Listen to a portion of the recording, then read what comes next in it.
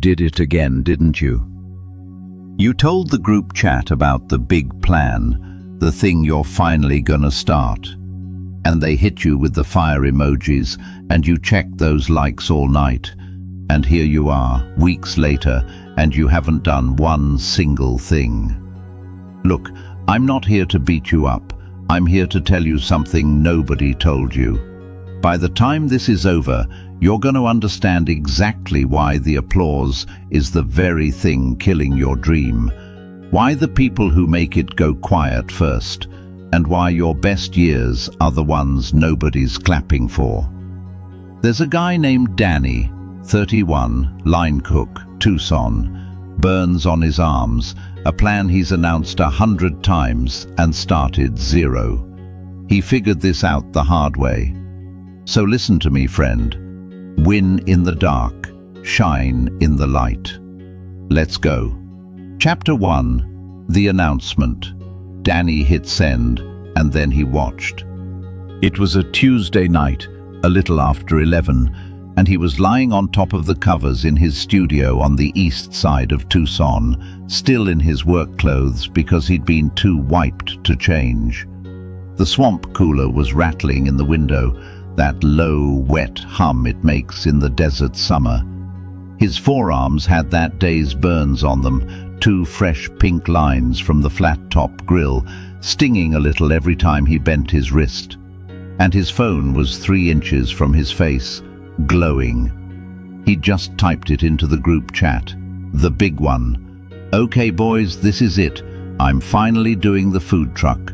Tacos, my own recipes, my own thing. Saving up, gonna make it happen this year. Watch. And then the little bubbles started. Marcus hit it with the fire emojis. Little Tony wrote, "Let's go." Somebody sent the flexed arm thing. Somebody else, "Bro, finally, been telling you for years, you're gonna kill it." And Danny lay there in the blue light with a grin on his face, feeling it, feeling good, feeling like something had happened, like he'd done something. He read every reply twice, checked back 10 minutes later to see if there were more, checked again before he fell asleep. That little number climbing, all those people believing in him, man, it felt like a warm bath. It felt like being somebody. Here's the thing you already know, because I think you've sent that exact text. He didn't do anything. Not that week, not the next. He didn't price out a truck. He didn't write down a single recipe. He didn't open a savings account or figure out the permits or make one phone call. The taco truck lived exactly where it had lived for 3 years, in that text message and in the fire emojis, and nowhere else on planet Earth. And here's the part that stings, and I'm going to say it soft because I'm not trying to hurt you. That wasn't the first time Danny announced the taco truck. It was the 5th, maybe the 6th. Same group chat, same "this is it, this year, watch me." Same fire emojis, a little smaller each time, honestly, a little more polite, because the boys had heard it before.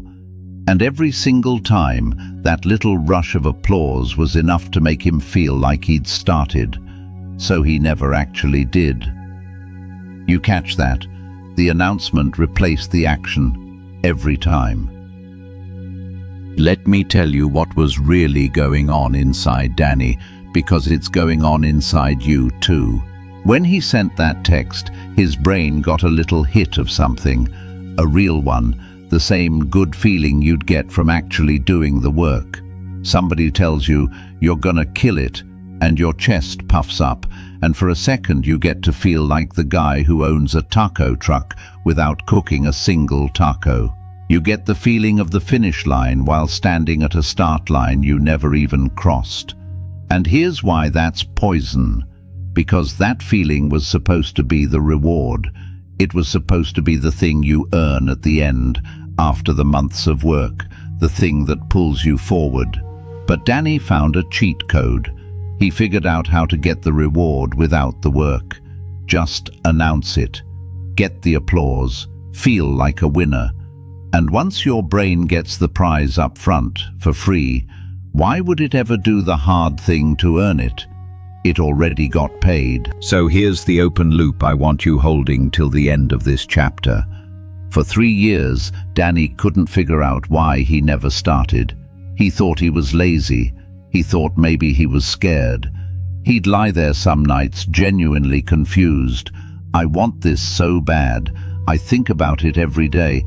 Why can't I just do it? And the answer wasn't laziness. It wasn't even really fear, though fear was in there.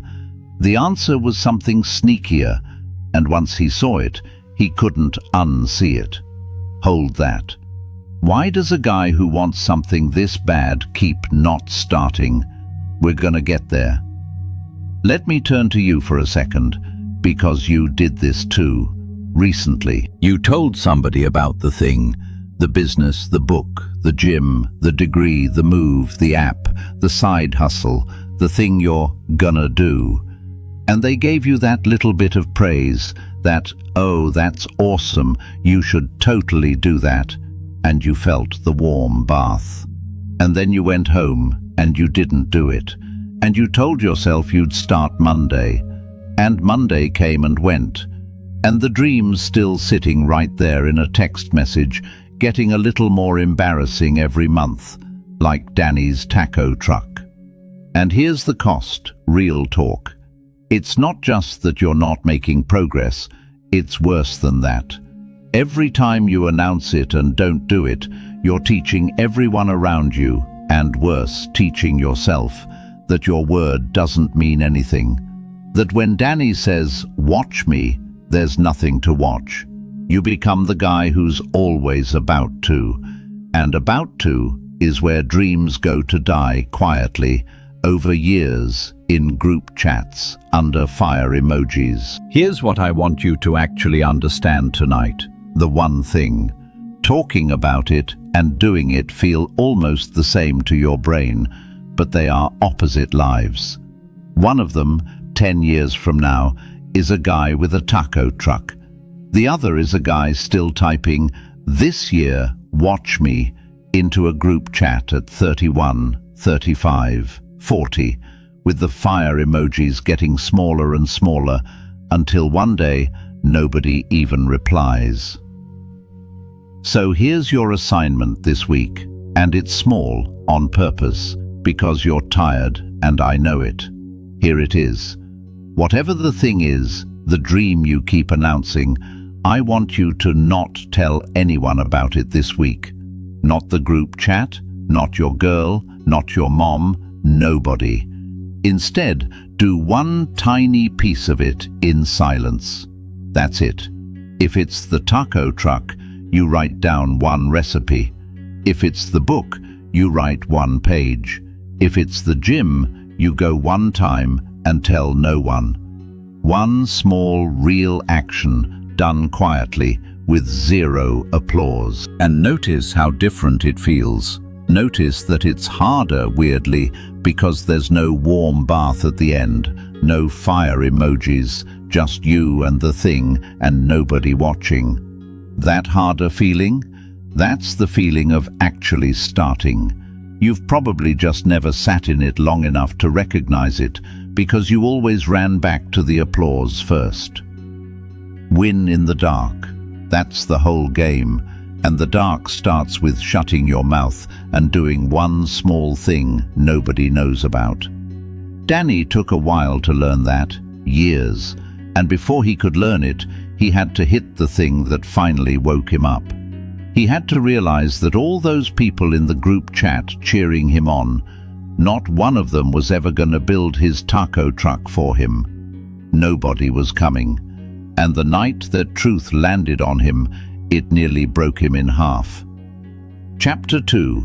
Nobody's coming. The night it hit him, Danny was sitting in his car in the restaurant parking lot, and he couldn't make himself drive home. It was almost midnight. He'd just closed Faith, a brutal Friday, the kind where the tickets don't stop and you're scraping the flat top at 11 with your feet screaming. He was in the driver's seat of his Corolla, 190,000 miles on it, that check engine light glowing orange on the dash like it had been for a year, mocking him. The car smelled like grease because he smelled like grease, and he had his phone out, and he was doing the thing, scrolling, waiting, kind of waiting for something to happen. And that's when it landed, right there in the parking lot, under the buzzing sodium light, one moth going crazy against it. He realized he'd been waiting his whole life, Waiting for the right time, waiting to feel ready, waiting for a break, for someone to notice him, for some door to open, for a customer to taste his food and go, "My God, you're gifted, here's the money, let's start a truck." Waiting for his big cousin who knows a guy. Waiting for the universe to finally cut him a break after all these years of working hard and getting nowhere. And it hit him, cold. Nobody's coming. Nobody's coming.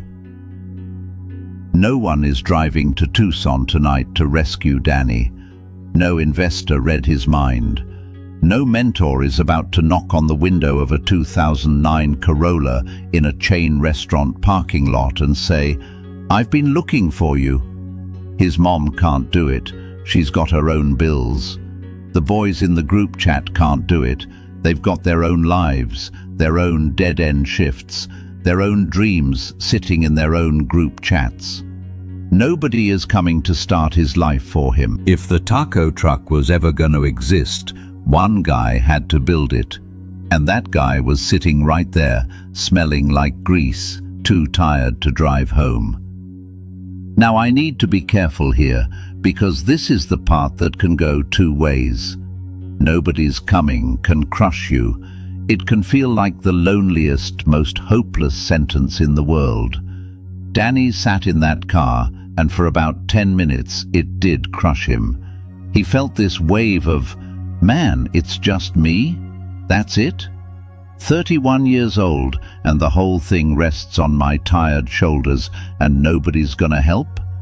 He almost cried in that parking lot, honestly, the weight of it. But here's the open loop, and it's the whole turn of this chapter, so hold it. That same sentence, "Nobody's coming," is either the most crushing thing you'll ever hear, or the most freeing. Same 4 words. And which one it becomes depends entirely on one thing. Danny didn't figure out that one thing in the parking lot that night. It took him weeks. But when he did, it changed everything. Let me talk to you now because you've got a version of this. You're waiting too, I know you are. Maybe you don't call it waiting, you call it when things settle down, when I have more money, when the kids are older, when work calms down, when I feel ready. But strip the nice words off it, and it's the same thing Danny was doing in that Corolla, sitting still, life idling, waiting for a signal that is never, ever coming. Nobody's coming to fix your finances. Nobody's coming to make you get in shape. Nobody's coming to pull you out of the dead-end job, or heal the thing you're carrying, or start the dream you keep announcing. The rescue you've been quietly waiting for your whole life. I'm sorry, brother, but it's not in the mail. There is no cavalry. There's no perfect Monday coming. There's just you and the thing and the choice to start or not start. And here's where the turn is. Here's that one thing Danny finally figured out.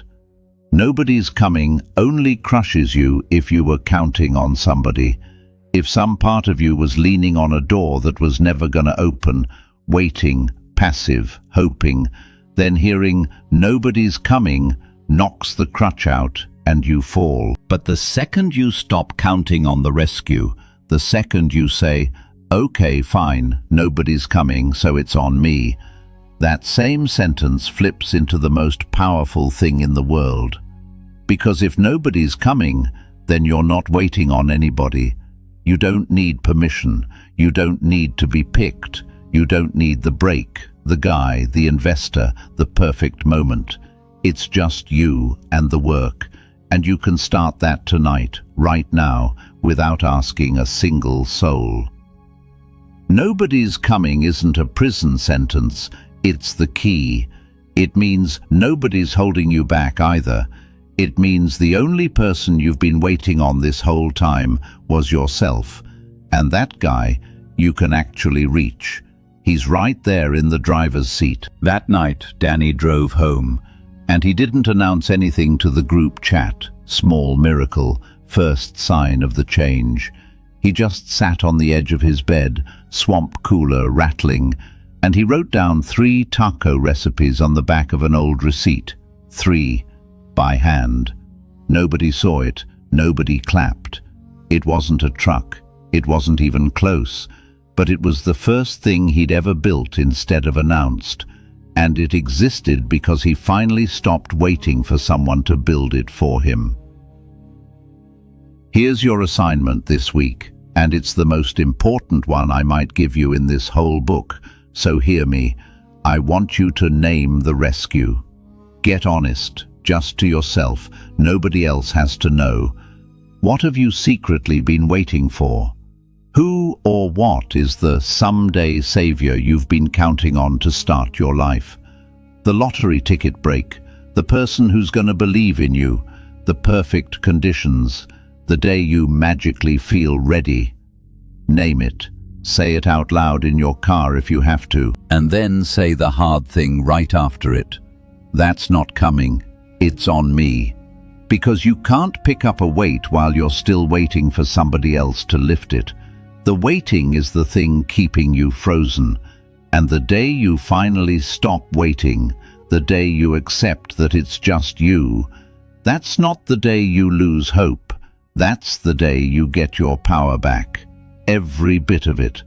All the energy you were spending on waiting comes flooding back into your own 2 hands. Nobody's coming, so you come. You be the one who shows up for your own life. Win in the dark, and the dark starts the second you stop waiting for someone to turn on the lights for you. So Danny stopped waiting. Good. But he still had that itch, that pull to run back to the group chat, to announce the 3 recipes, to get the little hit of applause.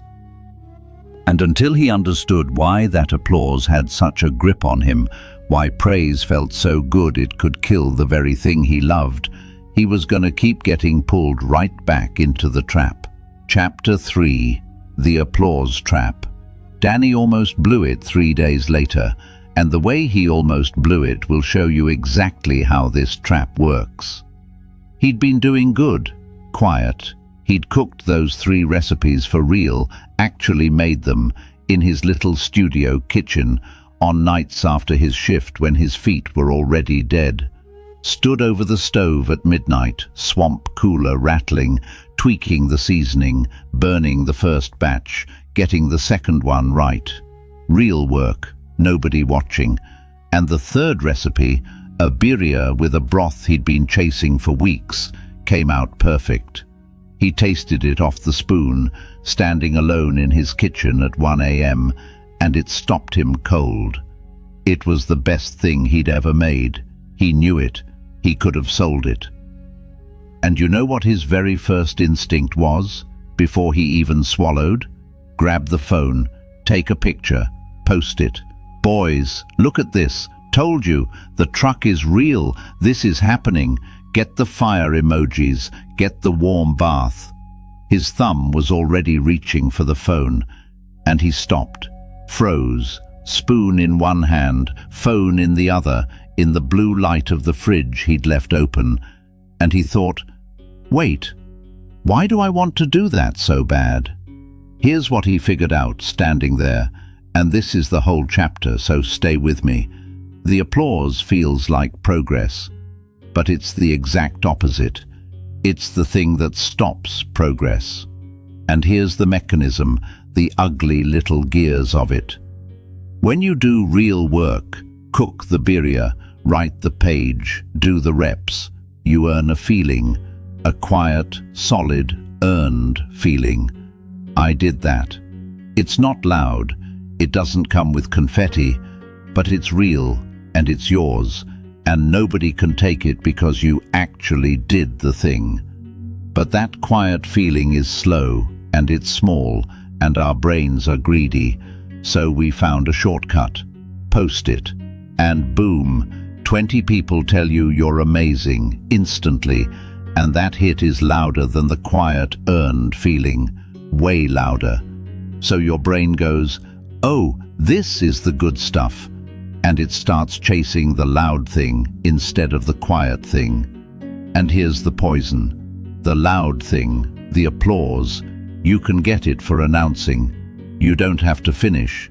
You don't even have to start. You can get more applause for a big, loud, I'm gonna do this, than for quietly doing a small piece of it. So your brain, chasing the loud hit, learns to announce instead of build, every time. Win in the dark, shine in the light. But the applause trap gets you shining before you've won anything. It gives you the light, the attention, the praise, the you're gonna kill it, up front, on credit, for a dream you haven't built. And here's the thing about shining on credit. It feels so good that you stop wanting to do the dark part. Why grind in the dark for a year to earn the light when you can just post about it and get the light tonight? That's the trap. The light, taken early, kills the work that was supposed to earn it. Now here's the open loop, and this one's subtle, so hold it tight. Danny put the phone down that night, didn't post the birria, felt good about it, but a harder question crept up on him later, and it genuinely rattled him. If I'm not doing this for the applause, then who am I doing it for? What's even the point of the truck if nobody's watching me build it? Do I actually want the taco truck, or do I just want people to be impressed by me? Oof. Sit in that one with him for a second, because that question is the real fork in the road, and a lot of people never even see it, let alone answer it. Hold it, we're coming back. Let me turn to you, because you live in the applause trap. We all do now. It's built into everything. Think about it. You lost 5 pounds. The instinct is to post it, not to lose the next 5. You had one good idea. The instinct is to tell everybody, not to build it. You read one chapter of the book you're writing. You want to announce you're an author. We've all been trained every single day by every app on our phones to reach for the loud hit instead of the quiet work, to perform the dream instead of live it. And here's what it's costing you. It's not just wasted time. It's that you're spending your dream's fuel on applause. Every dream's got a limited tank of excitement, of energy, of fire. And every time you announce it and get praised for it, you burn a little of that fuel without moving the car. You get the feeling of progress, so the pressure to actually progress lets off. You talk yourself full. And a guy who's talked himself full has no hunger left to do the work. That's why the people who talk about it the most do it the least. It's not a coincidence. The talking satisfies the thing the doing was supposed to satisfy. Here's the answer to Danny's hard question, the one he found weeks later, and I want you to have it. He did want the taco truck, really, but he'd tangled it up with wanting to be impressive, and those two things pull in opposite directions. Because wanting to be impressive makes you announce, perform, seek the light early. And wanting the actual thing makes you go quiet and build. You can't fully serve both. At some point you have to pick, do I want to look like the guy with the dream, or do I want to be him? And being him means giving up looking like him for a good long while, going dark, unimpressive, quiet, until the thing is real. Danny picked being him. That's the whole turn of his life right there.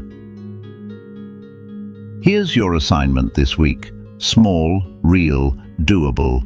You're gonna do one good thing, one piece of your dream, and you're not gonna post it, not gonna tell anybody.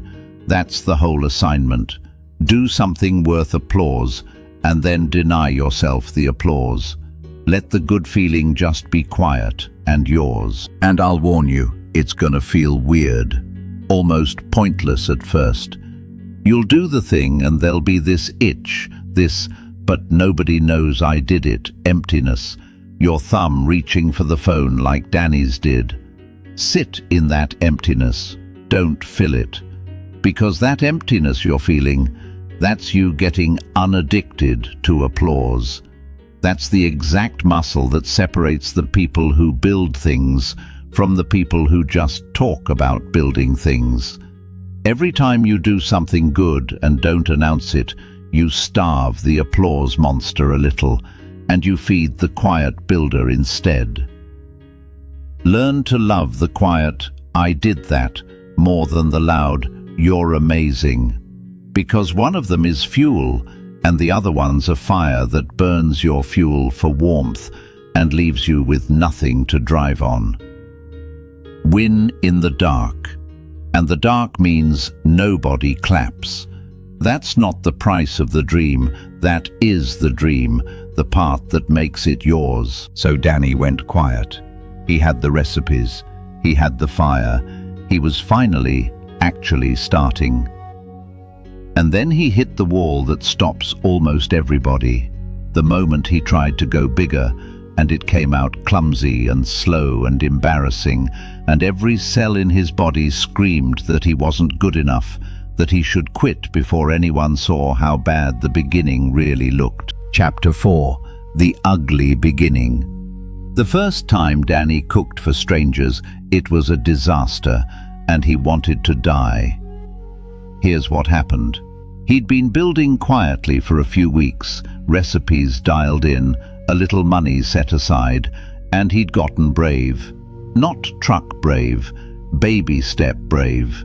A buddy of his was throwing a backyard thing, 30, 40 people, and Danny offered to bring tacos. Cook them right there on a rented flat-top griddle out of a couple of coolers.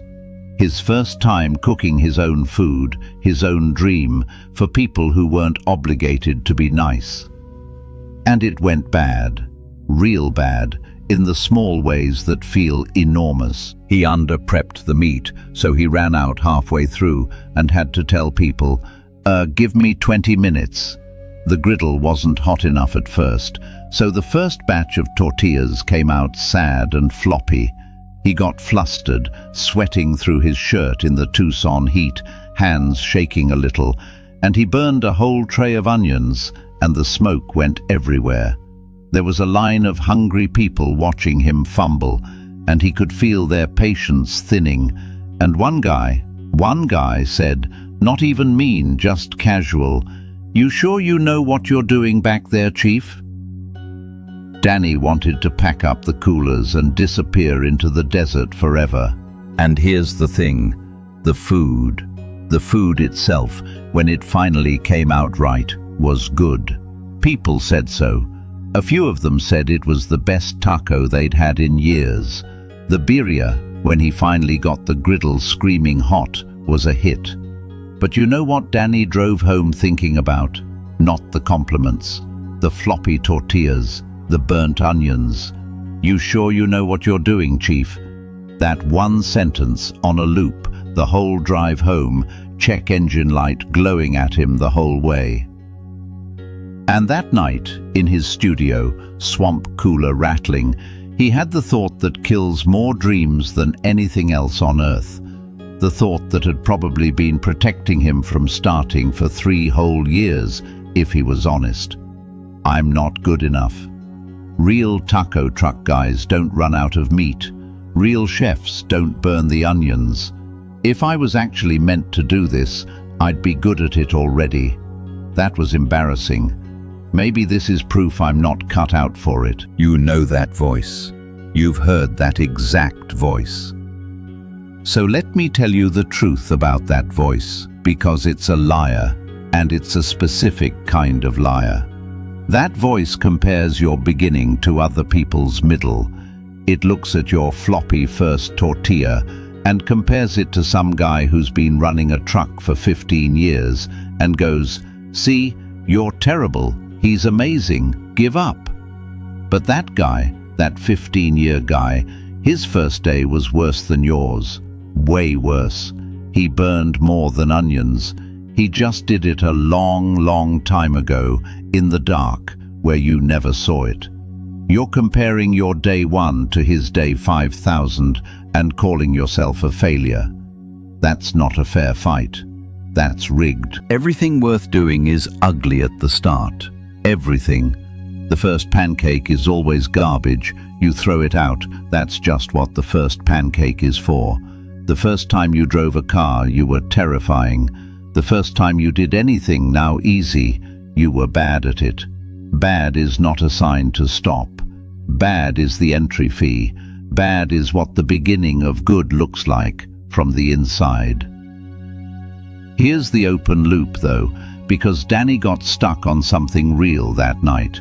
He couldn't figure out why it hurt so much. It was just a backyard party. Nobody died. The food was mostly good. So why did the burnt onions and that one comment make him want to quit the whole dream? Why did being bad at it feel less like, I need practice, and more like, I'm worthless? Hold that. Because the answer is the thing that's been keeping you from starting too, and it's not what you think. Let me talk to you now because I know you. You don't start because you can't stand to be bad at it. Real talk. Somewhere along the way you got the idea that you're supposed to be good at things immediately, and if you're not, it means something's wrong with you.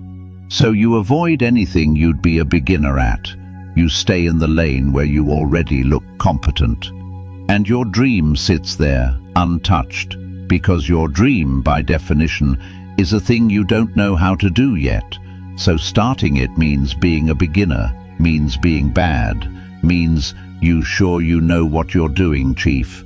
And you would rather not start at all than be seen fumbling. You'd rather protect the idea of yourself as someone who could do it than risk being someone who's currently bad at it. So you keep it a dream. Because a dream is always perfect. It's only reality that gets floppy tortillas. Here's the answer to why it hurts so much. Here's what Danny finally landed on. It hurt because he'd tied his worth to his performance. Burnt onions didn't just mean the onions burned.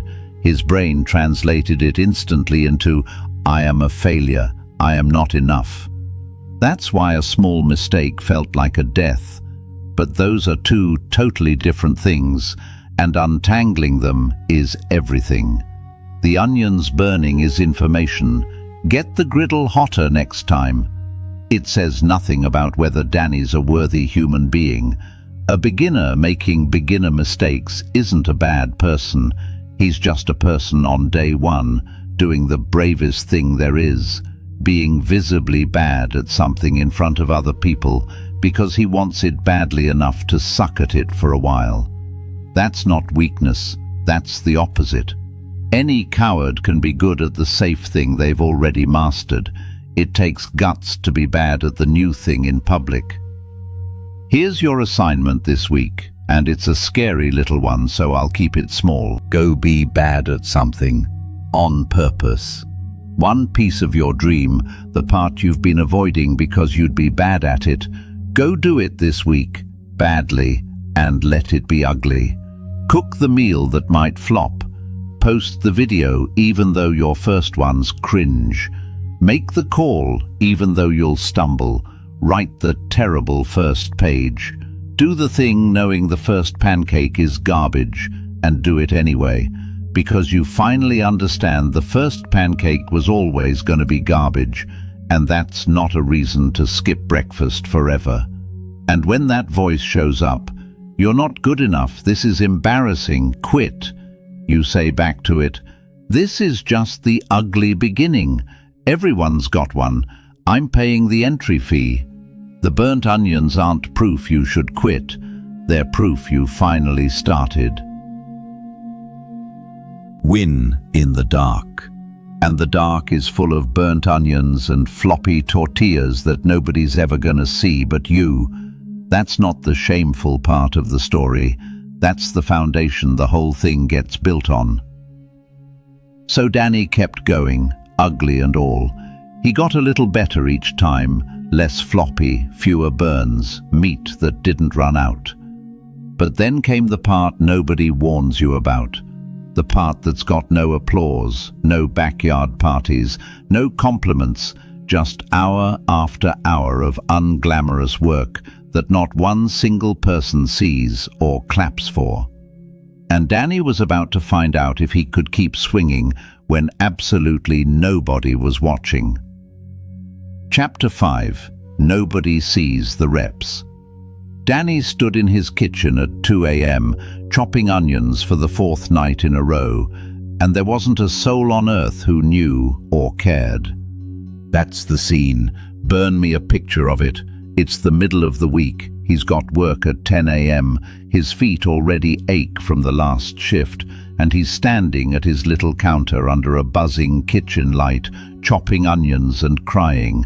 Not real crying, onion crying, but honestly the two started to blur some nights. The swamp cooler's rattling.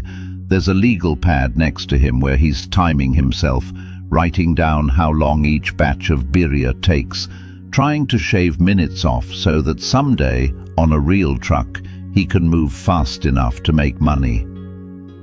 4th night in a row, nobody knew, no group chat, no party, no compliments, no fire emojis, just Danny and the onions and the clock and the quiet. And here's the thought that crept in around night 4, the dangerous one. What's the point? Not the point of the dream, the point of this. This invisible, boring, lonely grinding that nobody would ever see. Because here's the thing about reps, the actual work, the real hours, nobody claps for them. Nobody ever will. When Danny finally has a truck and a line around the block, people will see the truck. They'll see the finished thing. They will never ever see the 400 nights of chopping onions at 2 a.m. that built it. That part is invisible by nature. It happens in the dark, alone, and then it disappears, and only the result survives. Let me make sure you really get this, because it's the heart of the whole book. Everything impressive you've ever seen was built on a mountain of reps you didn't see. The musician who blew up overnight. 10 years of playing empty bars for gas money. The fighter who won the belt on TV? 5,000 mornings running in the dark while you were asleep. The guy with the successful business. 1,000 nights he doubted himself, doing paperwork at a kitchen table, telling no one. You saw the highlight, the 3-second clip of the win. You did not see the reps, because nobody sees the reps. That's the deal. The reps are done in a room with no audience, and they're the only thing that actually builds anything. We live in a world that only shows us finish lines. Every app, every feed, every highlight, finish lines, finish lines, finish lines. So we start to think the finish line is the whole thing. We forget there was ever a dark, boring, lonely middle. And then when our dream has a dark, boring, lonely middle, because they all do, we think something's gone wrong. We think, this isn't how it's supposed to feel. Where's my applause? Where's my progress? And we quit, right there in the reps, right where it was actually working. Here's the open loop, the thing that ate at Danny on night 4. He started to wonder if the reps even counted if nobody saw them. Like, does a thing you do in total secret that no one witnesses, that gets you 0 credit, does it even really matter? Does it exist? Some part of him, the part still hooked on applause from chapter 3, genuinely believed that work nobody saw was almost wasted work. Hold that question. Do the reps even count if nobody sees them? Because the answer flips his whole life around, and yours. Let me turn to you because you're skipping your reps too. I'd bet on it. Here's how I know. You want the finish line, but you keep flinching at the boring middle. You want to be in shape, but you skip the unglamorous workout on the Tuesday when nobody's watching and there's no event coming up. You want the business, but you skip the tedious hour of unsexy setup that no one will ever praise you for. You want the skill, but you won't do the 100th boring rep because the 100th boring rep feels like nothing. No progress you can see, no applause, just time spent in a room alone. And here's what it's costing you.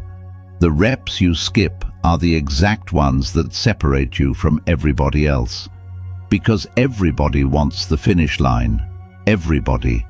But almost nobody will do the invisible, unapplauded, boring reps. So the reps are the whole competition. The dream isn't won at the finish line where everyone's watching.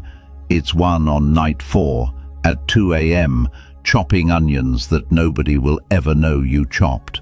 That's where the whole race is actually decided. So here's the answer to Danny's question. Do the reps count if nobody sees them? They're the only thing that counts. The applause doesn't build anything, you learned that already. The announcement builds nothing. The finish line photo builds nothing. It just displays what was already built.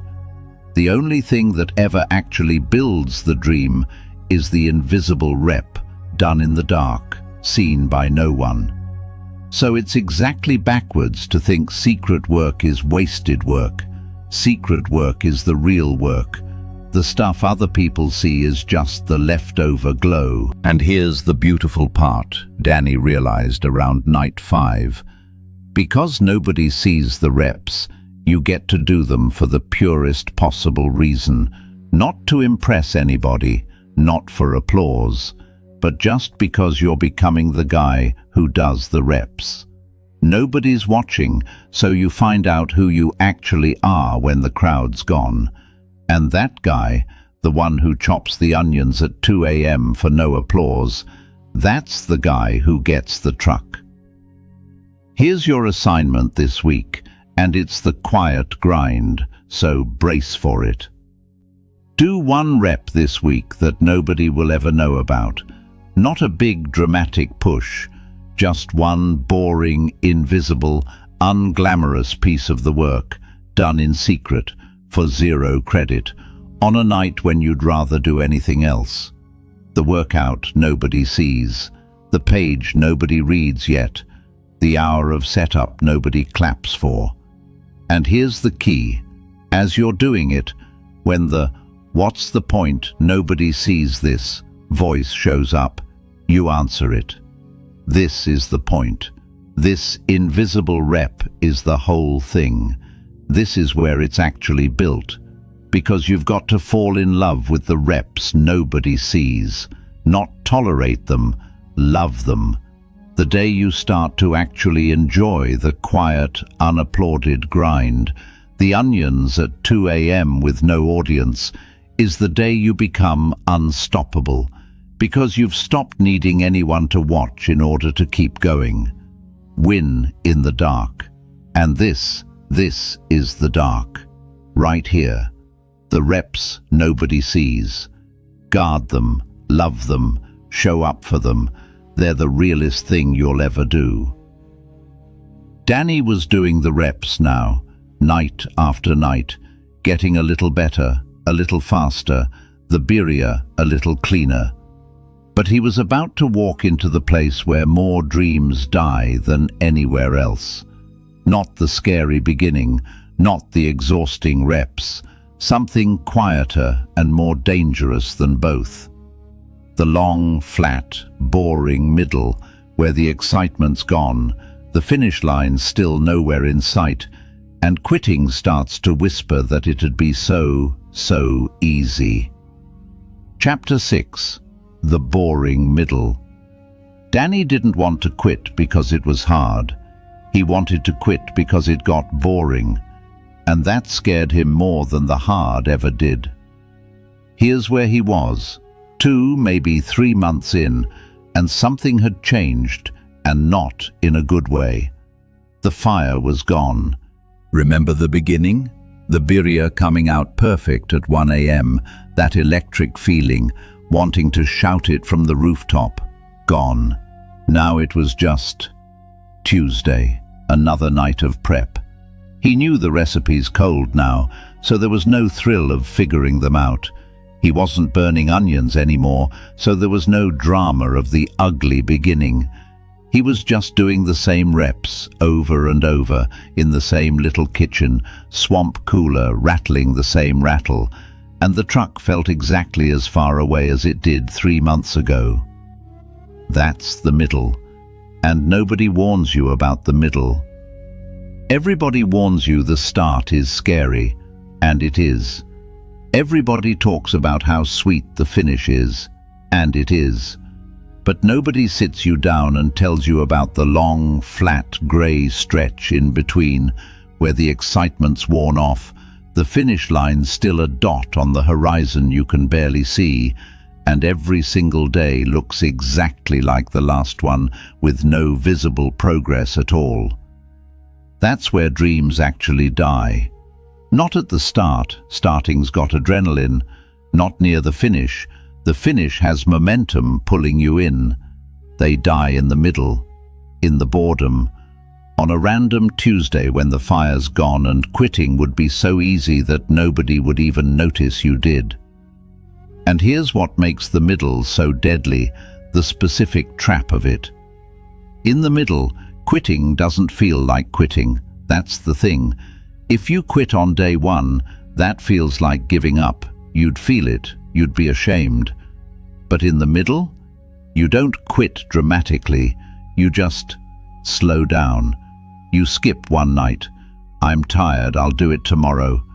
Then you skip 2. Then the legal pad with the times on it gets buried under mail. Then a week goes by, and you never actually decided to quit. You just drifted quietly, one skipped Tuesday at a time, until one day you realize the dream's dead, and you can't even point to the moment you killed it, because there wasn't one. The middle doesn't kill your dream with a knife, it smothers it with a pillow, gently, while you're distracted. Here's the open loop, and Danny wrestled with this one for real, lying awake over it. The excitement was gone, and he took that as a sign. He thought, maybe the fire going out means this isn't for me. Maybe if I really loved it, I'd still feel excited. Real passion doesn't get boring, right? So maybe the boredom is telling me the truth, that I don't actually want this bad enough. That's a dangerous thought, and it's so convincing. Hold it, does the boredom mean it's not meant for you? Because the answer is the exact opposite of what it feels like, and it's the thing that saved Danny's whole dream. Let me talk to you, because you've quit in the middle before. We all have, probably more than once. Think about it. How many things have you started with fire, a real, genuine fire, and then quietly let die 3 months in? The gym membership, the side hustle, the language app, the book, the routine. It's almost never that you decided they were wrong for you. It's that you hit the boring middle, the fire went out, the progress went invisible, and you drifted away one skipped day at a time. And then you told yourself a story. I guess I lost interest. I guess it wasn't for me. I guess I'm just not disciplined. When the truth is way simpler and way less shameful, you just hit the middle, like everybody does, and nobody ever taught you that the middle is supposed to feel like that. And here's the real cost. It's not just the one dream you dropped. It's that you've taught yourself over and over that you're a person who starts things and doesn't finish them, a middle quitter. And that belief follows you into the next thing and the next, so you start each new dream already half expecting to drift away from it in 3 months. You've quit in the middle so many times, you've started to think it's just who you are. It's not who you are, it's who everybody is, until they learn the one thing about the middle. Here's the answer. Here's what Danny figured out, and it's the truth. The boredom is not a sign you're on the wrong path. The boredom is a sign you're deep enough in to matter. The excitement at the start was never real fuel. It was sugar, a quick high that was always going to wear off. It wears off for everyone, on every dream, no exceptions. So when your fire goes out in the middle, that's not information about whether the dream's right for you. That's just the sugar wearing off, right on schedule, exactly like it does for every single person who ever built anything. The people who made it didn't feel excited the whole way. They felt bored in the middle too. They just didn't mistake the boredom for a stop sign. They kept doing the reps without the fire. And that's the whole secret. Anybody can work when they're excited. Winning in the dark means working when you're bored. When the fire's out and the finish line's invisible and nobody would blame you for stopping and you chop the onions anyway. Discipline is just doing it after the mood that started it has left. That's all discipline is. And the middle is where you find out if you've got it. Here's your assignment this week, and it's built for exactly this. Show up bored. One time this week, when the fire's completely gone, when you do not feel like doing the thing, when there's no excitement, no motivation, nothing but flat grey ugh, I want you to do it anyway. Small, 1 rep. But do it specifically on a day you don't feel it. Because doing it when you're excited proves nothing. Anybody can do that.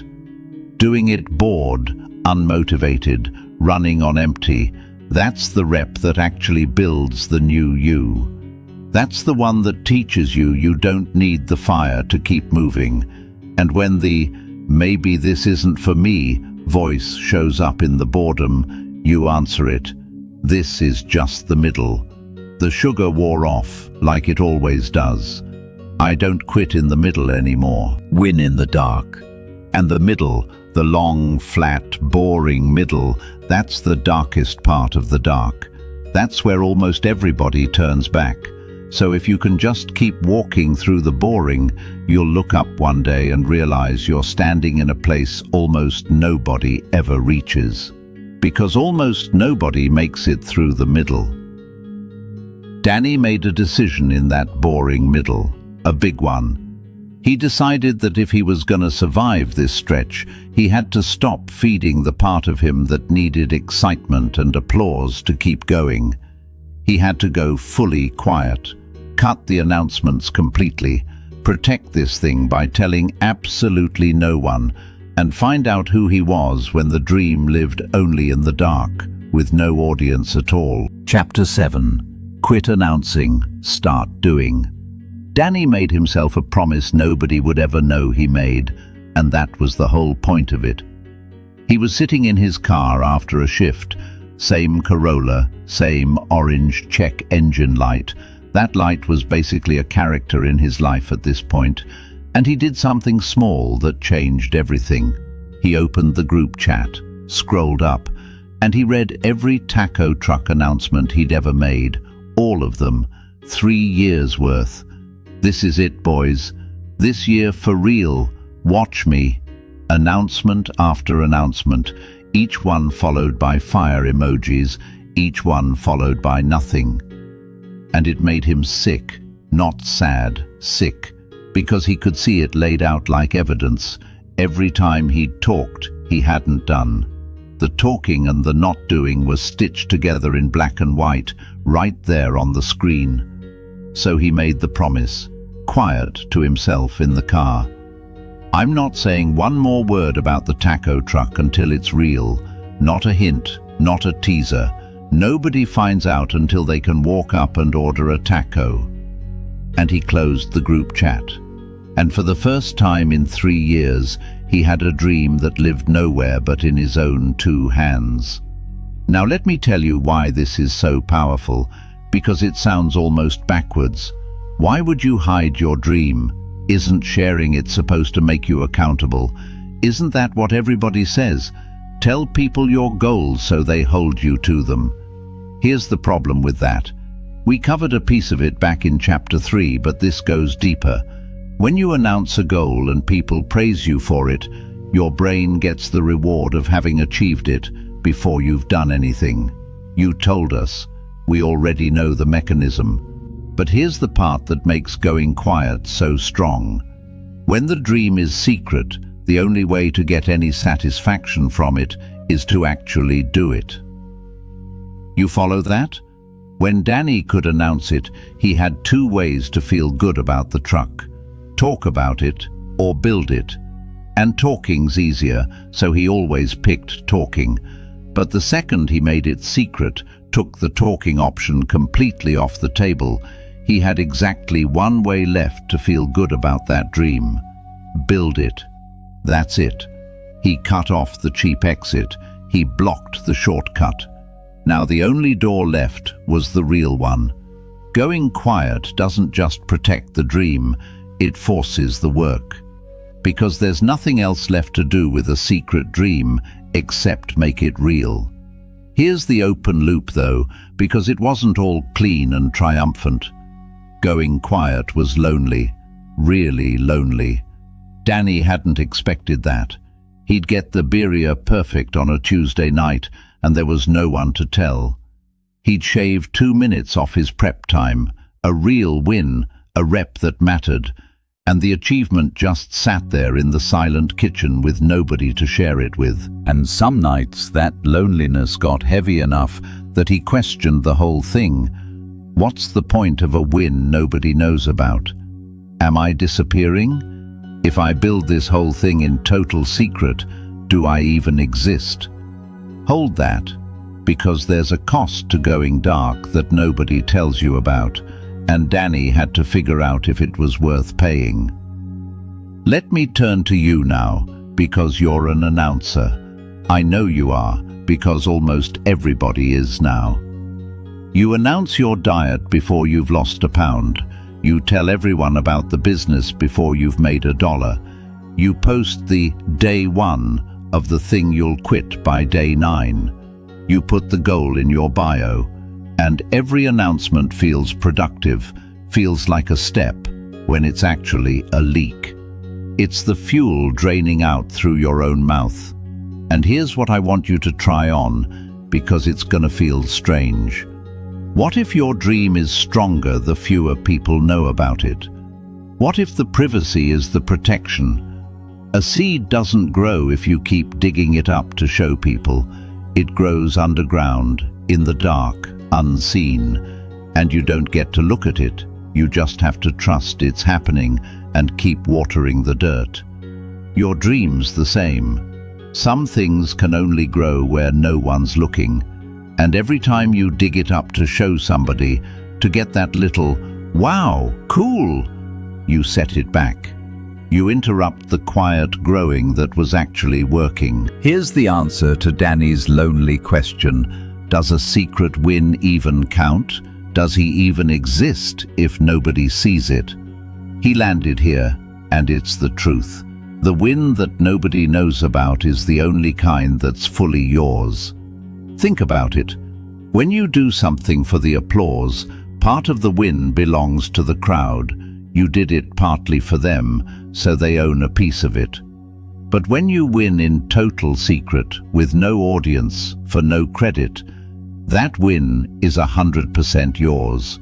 Nobody gave it to you. Nobody's clapping made it feel good. You did it purely because you decided to, and you know it. And that knowing, that private, quiet, I did this and no one even knows, that builds something in you that applause never could. It builds a self that doesn't need to be seen to be real, and that self is unshakable, because you can't take away a man's confidence when it was never built on other people noticing him in the first place. He didn't disappear in the silence, he got realer. Because for the first time, he was doing it for no one but himself. Here's your assignment this week, and it's a discipline of the mouth. Pick your dream, the one you keep announcing, and go quiet on it for 1 week. 7 days. Don't mention it, not to the group chat, not to your partner, not casually to the guy at work. If someone asks, you smile and change the subject, and in that silence, do the work. Let the only evidence that you're chasing anything be the quiet reps piling up where nobody can see them. And watch what happens inside you. Watch how the itch to tell someone comes up, strong, way stronger than you'd think, and watch yourself not scratch it. Every time you don't announce it, you keep a little more fuel in the tank. Every secret rep makes the dream a little more real and a little more yours. You're not hiding out of shame. You're protecting something precious from being leaked away, one "guess what I'm gonna do" at a time. Win in the dark. And this is what the dark actually means. Nobody knows. Nobody's clapping. Nobody's even aware. Just you and the work and the quiet. That's not lonely. That's sacred. That's where the real thing gets built. So Danny went silent, fully. The dream disappeared from the group chat and moved entirely into that little kitchen at 2 a.m. And that's when he came face to face with the hardest part of the whole silent stretch. Not the boredom, not the reps, something heavier. The empty room. The bone-deep loneliness of working night after night, when literally no one on earth knows what you're doing or would care if you stopped. Chapter 8. The Empty Room. There was a night Danny sat on his kitchen floor with his back against the cabinets and genuinely wondered if he was losing his mind. Here's the scene, and it's a quiet one, but I want you to really sit in it with him. It's late, later than usual. He'd finished his reps. The prep was done, the birria was cooling, the legal pad had the night's times on it, and instead of going to bed, he just slid down the cabinets and sat on the floor.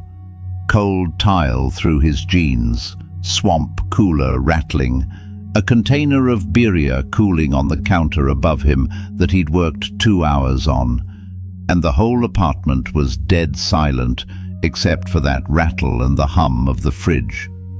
And it hit him, sitting on that floor. Nobody in the entire world knows I'm doing this right now. Not one person.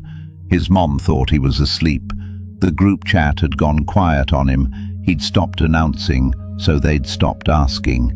And honestly, they'd kind of forgotten he had a dream at all. If he died on that kitchen floor, nobody would know he'd spent his last night chasing something. They'd just find a container of birria and wonder why. That's the empty room, and it's the loneliest place in the whole climb. Let me tell you what the empty room really is, because it's not just being alone. It's deeper than that. It's doing the most important work of your life in a place with no witnesses. It's pouring your whole heart into something, night after night, while the world goes on completely unaware. It's the total absence of proof that any of it matters. No applause, no likes, no one saying, "Keep going, I believe in you." Not even anyone to say, "Hey, how's it going?" Just you and the work, and a silence so complete it starts to make you doubt the work is even real. And it messes with you. It genuinely does. Because we're built to want to be seen. We want a witness. We want somebody to know we're trying. And the empty room takes that away completely and asks you to keep going anyway, with nothing, no witness, no encouragement, no evidence, but your own stubborn word to yourself. Here's the open loop, the thing that had Danny on that floor questioning everything. He asked himself, would I still do this if I knew for certain that nobody would ever clap? If the truck worked but stayed small and no one was ever impressed, no one ever said, "Wow, Danny, you did it," would I still want it? Or is this whole thing secretly still about being seen? That's a knife of a question, Because if the answer was no, if he only wanted it for the eventual applause, then the empty room was gonna break him, because the empty room has no applause in it, only work. Hold that question. Would you do it if no one ever clapped? Because how you answer it decides whether you survive the silent years or drift out of them. Let me talk to you now because you're scared of the empty room too. It might be the real reason you haven't started. Here's how it shows up for you. You don't mind the idea of hard work. You'll picture yourself grinding, and it looks kind of cool in your head, you in a movie montage. But the actual empty room? The real version, alone, unseen, unsure, no music playing, no one watching, no proof it's working, night after night after night. That part terrifies you.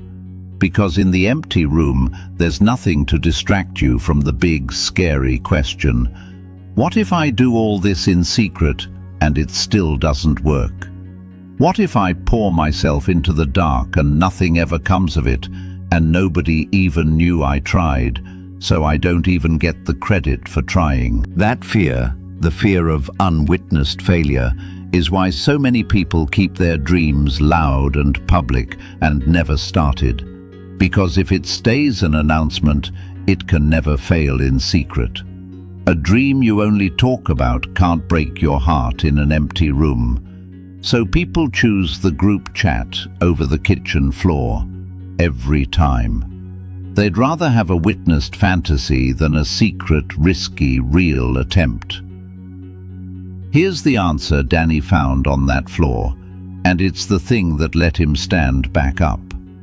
He realized the empty room wasn't punishing him, it was revealing him. Because in the empty room, with no applause possible, whatever you're still doing, that's the stuff you actually love. That's the real you, stripped of all the performance.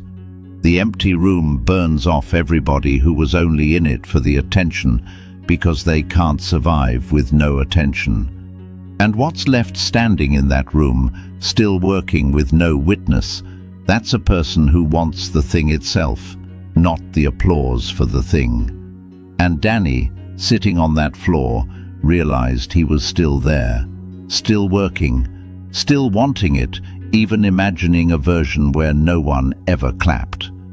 Which meant it was real, which meant it was his. The empty room didn't break him, it proved him. It showed him he was the real thing, not a performer. And here's the gift buried in it. Once you can work in the empty room, you're free. Because you no longer need anyone's permission, attention, or applause to keep going. You've unhooked from all of it. And a person who doesn't need to be seen to keep working, there's nothing on earth that can stop that person. You took away their only weakness. Here's your assignment this week, and it's more of a sitting with than a doing. Do one rep alone this week, fully alone, empty room, and while you're in it, ask yourself Danny's question. Would I still do this if no one ever clapped? Sit with it honestly, and if the answer's yes, even a quiet, scared yes, hold on to that. Because that yes is the most valuable thing you own. It means the dream is real and yours. And if the answer's honestly no, that's okay too. That's not failure, that's information. It might mean you were chasing the applause, not the thing. And now you get to go find the thing you'd actually do in an empty room. Everybody's got one. Something you'd do even if no one ever knew. Win in the dark, and the empty room is the dark in its purest form. No witness, no applause, no proof, just you and the work and your own stubborn word. Learn to sit on that cold kitchen floor and keep going anyway, and you'll have something almost nobody has, a self that doesn't need to be seen to be real. Danny stood up off that floor, kept going, stronger now, in a quiet way, like something in him had settled. But the empty room had one more test waiting, because being alone with your work is one thing.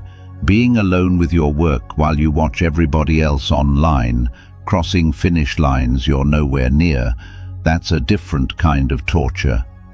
And it was about to come for Danny hard. Chapter 9. Comparison is a thief in the dark. Danny was chopping onions at midnight when his thumb betrayed him, and in about 90 seconds the phone nearly took everything he'd built. Here's how it happened. He was on a break from prep, wiping his hands, and he picked up the phone just to check the time. That's all, just the time. And the feed caught him. You know how it catches you. And in the space of a couple minutes, here's what the little glowing rectangle showed him. A guy he went to culinary adjacent classes with years back, standing in front of his brand new food truck. Grand opening, ribbon and everything. Then some other account, a young couple who'd started a restaurant, packed dining room. We're booked out 3 months, so blessed. Then a food influencer with a truck that had a line around the block, people waiting an hour, the guy grinning, thousands of likes. And Danny stood there in his little kitchen, onion smell on his hands, swamp cooler rattling, a half-chopped pile on the cutting board, container of birria cooling on the counter. 31 years old, still no truck, still months of secret 2 a.m. reps away from anything, still that orange check engine light waiting for him in the driveway. And that thief walked right into his kitchen and started robbing him blind. They're already there, you're so far behind. That guy has a whole truck and you've got a legal pad and a cutting board. Everybody's lapping you. You started too late. You're too slow.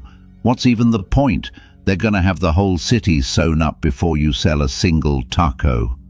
Here's what comparison does, and I want to name the exact mechanism because it's a specific kind of robbery.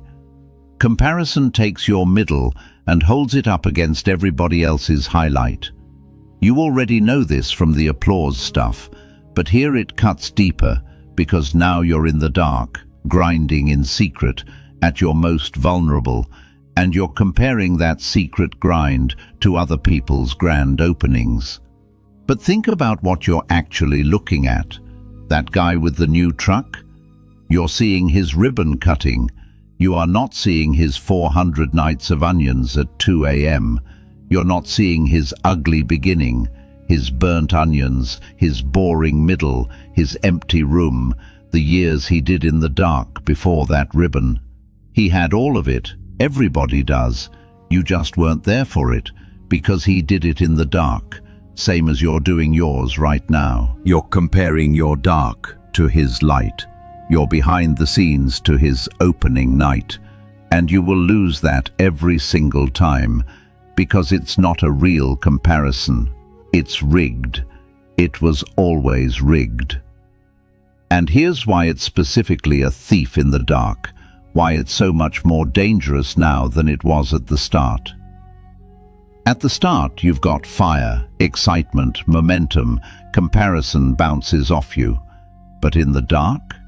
In the lonely, unwitnessed, no applause middle, when you're already tired and already doubting and already sitting on the kitchen floor some nights, that's when comparison sneaks in, and that's when it can actually take the whole thing. Because you've got no applause propping you up, no visible progress to point to, so when the phone tells you you're behind, there's nothing there to argue back. It's the moment you're weakest, and that's exactly when the thief shows up. That's not an accident. That's when thieves always come, when the lights are off and nobody's guarding the door. Here's the open loop, because Danny almost did something that night that would have cost him. Standing there, gut-punched, feeling hopelessly behind, his thumb started drifting, not to keep scrolling, to announce. The old instinct came roaring back. Post something, tell the group chat, hey, I'm working on a truck too. get some fire emojis, get a little applause to stop the bleeding, prove to the feed that he was in the game too. He was about to break his silence, about to trade months of quiet, real progress for one hit of applause to soothe a wound the phone had just given him. Hold that. Was he about to throw it all away to feel less behind? Because whether he caught himself decides everything. Let me talk to you because this thief robs you constantly, probably robbed you today. You're grinding at something, quietly, slowly, in your own dark, and you open the phone and everybody's already there, already in shape, already successful, already married, already rich, already living the life you're still building toward one invisible rep at a time. And that thief whispers, "You're behind, you're too late, you're too slow, everybody's lapping you." And it steals the one thing you cannot afford to lose in the dark, your belief that the quiet work is worth it. And here's the real cost. Comparison doesn't just make you feel bad, it makes you quit the exact thing that was working. Because feeling hopelessly behind makes the secret reps feel pointless. Why chop onions at 2 a.m. when that guy already has a truck? So you stop. And you don't stop because your dream was wrong. You stop because a highlight reel of strangers convinced you your dark was too dark to be worth it. The thief doesn't just take your peace, it takes your dream right when you were closest to it. Here's the answer. Here's what Danny did, thumb hovering over that announcement. He put the phone down, face down, on the counter, and he said something to himself that I want you to steal. I can't see their dark. I can only see their light. So I can't compare. I've got no idea what their dark cost them or what mine's about to build. And then he did the only thing that beats the thief. He went back to the cutting board. He picked the knife back up. He did the next rep. Because comparison lives in the phone, in the feed, in the light other people are shining, and it has zero power over a man who puts the phone down and returns to his own dark and does the next quiet thing. You don't argue the thief out of your house. You just go back to work, and the work is a door the thief can't follow you through. He didn't announce. He didn't break the silence. He outlasted the 90 seconds, and he kept his dream. That was the whole win that night, not quitting. Here's your assignment this week, and it's a guarding of the dark. This week, when you catch yourself feeling behind, when the feed shows you somebody already at the finish line you're crawling toward, I want you to do two things. First, say Danny's line. I can only see their light, not their dark. No comparison is fair. And second, this is the real one, put the phone down and immediately do one rep of your own thing. Don't sit in the comparison, don't scroll deeper into it. Break the spell by moving your hands, chop the onion, write the line, do the set. Because the thief can only rob you while you're standing still looking at other people's finish lines. The second you return to your own dark and do your own quiet rep, the robbery's over. Win in the dark. And part of winning in the dark is refusing to let the thief in, refusing to measure your unlit, unfinished, secret work against everybody else's grand opening. Your dark isn't behind their light. Your dark is building your light. Keep your eyes off their finish line and on your own next rep. Danny beat the thief that night, barely. Put the phone down, picked the knife back up, kept the silence. But beating it once doesn't mean it's gone, and a few weeks later, everything came at him at once. The loneliness, the slowness, the doubt, the exhaustion, the feeling of being hopelessly behind, all of it on the same night. The night Danny came within an inch of folding for good. Chapter 10. The day he wanted to fold. There was one night Danny had the container of birria in his hand, standing over the trash can, ready to dump the whole dream in with it. I mean that literally. Let me take you there, because this is the bottom, and I don't want to dress it up. It was a bad day stacked on a bad week, stacked on a bad month. His car had finally done more than blink that check engine light. It died in a parking lot. And the fix was $600 he did not have, so it went on a credit card that was already breathing down his neck, minimum payment and all. His hours got cut at the restaurant that same week, and he'd done the real math on the truck for the first time, the actual numbers, permits and equipment and a down payment, and the number was so far above anything he could see that it made him feel stupid for ever trying. And that night, exhausted, broke, feet dead, he made a batch of birria and it came out wrong. First time in weeks. He'd rushed it, distracted by the money, and it broke, greasy, off, sad. And he stood there in the rattling swamp cooler quiet at 1 a.m., holding this failed container of the thing he'd bled months of secret nights into, and something in him just buckled. He held it over the trash, and the voice came, and it wasn't loud this time. It was quiet and reasonable and gentle, and that made it so much worse. Danny, come on, man. Look at your life. You're 31. You're broke. Your car's dying. Your card's maxing. Your hours are getting cut. You've been grinding in secret for months, and you don't have one single thing to show for it. No truck, no money, nothing anybody can even see. That guy online already has his truck. You're too far behind, too broke, too late, too tired. Nobody would even know if you quit, because nobody knows you started. You could just stop tonight. Dump this and go to bed and let it go, and your life would be easier by Friday. Who are you even doing this for? And here's the thing, every word of it felt true. That's what made it so dangerous. It wasn't lying about the facts. He was broke, he was behind, the car was dead. He really did have nothing visible to show. The quitting voice wasn't making stuff up.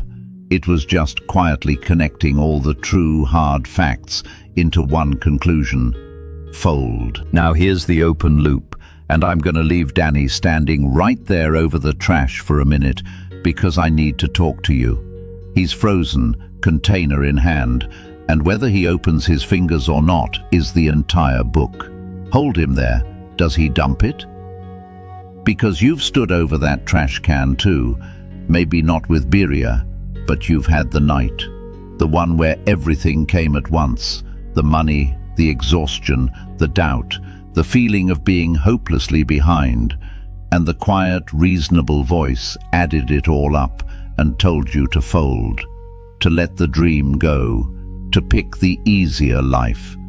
And it felt true because the hard facts were true, and maybe you listened. Maybe you've got a graveyard of dreams you dumped on nights like that, when quitting felt less like giving up and more like just being realistic. Here's what I need you to understand about that night, that specific, awful, everything at once night. It's not random. It's not just bad luck that it all piles up at the exact moment you're weakest. That night shows up on the road to every worthwhile thing.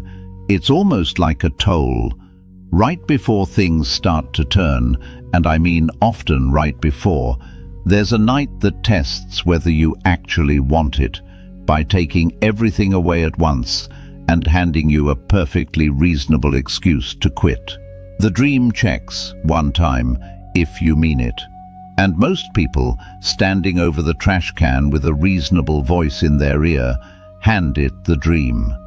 Right there, inches from the turn they never got to see. Here's what happened. Here's what Danny did. He stood there a long time, and then he didn't have some big triumphant realization. It wasn't a movie.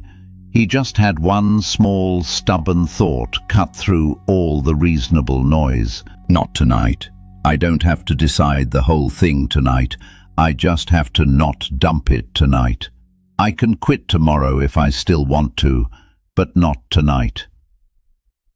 And he put the container in the fridge instead of the trash. That's it. That's the whole heroic act.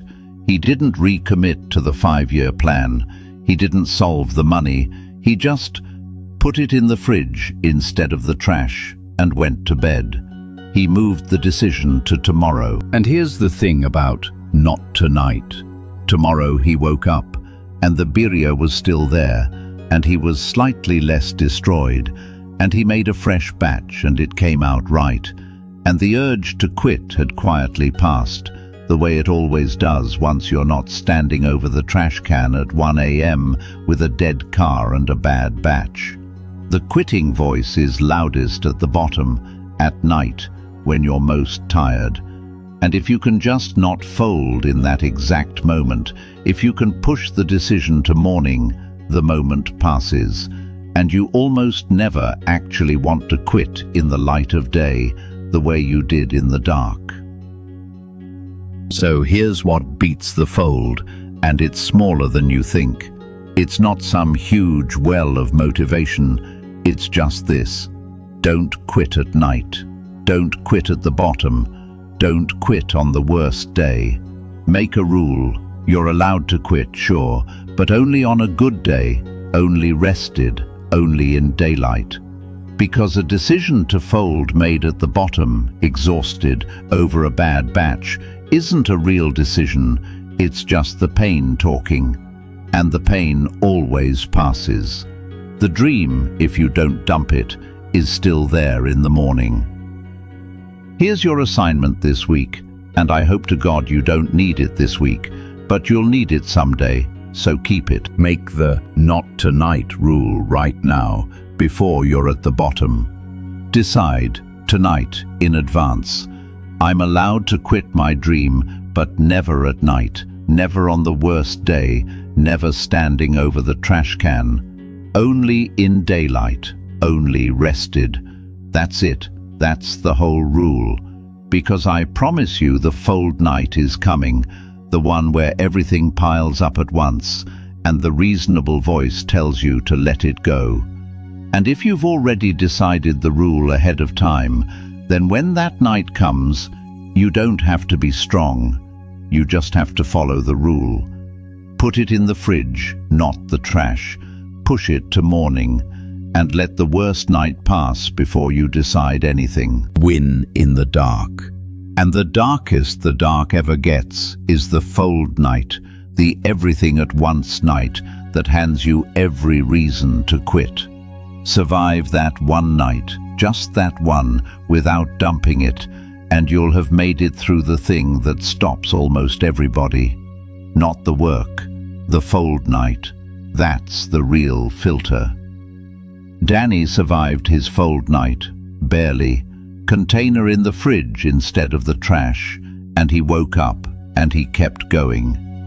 And what he didn't know, what he couldn't know, standing over that trash can, was that he was closer than he'd ever been. Because right on the other side of the fold night, the tiny, quiet actions he'd been doing for months were finally about to start swinging something huge. Chapter 11. Small hinges, heavy doors. The first sign it was working was so small that Danny almost didn't notice it, and that's exactly the point. Here's what happened. A few weeks past the fold night, Danny had done another one of those little backyard cook jobs.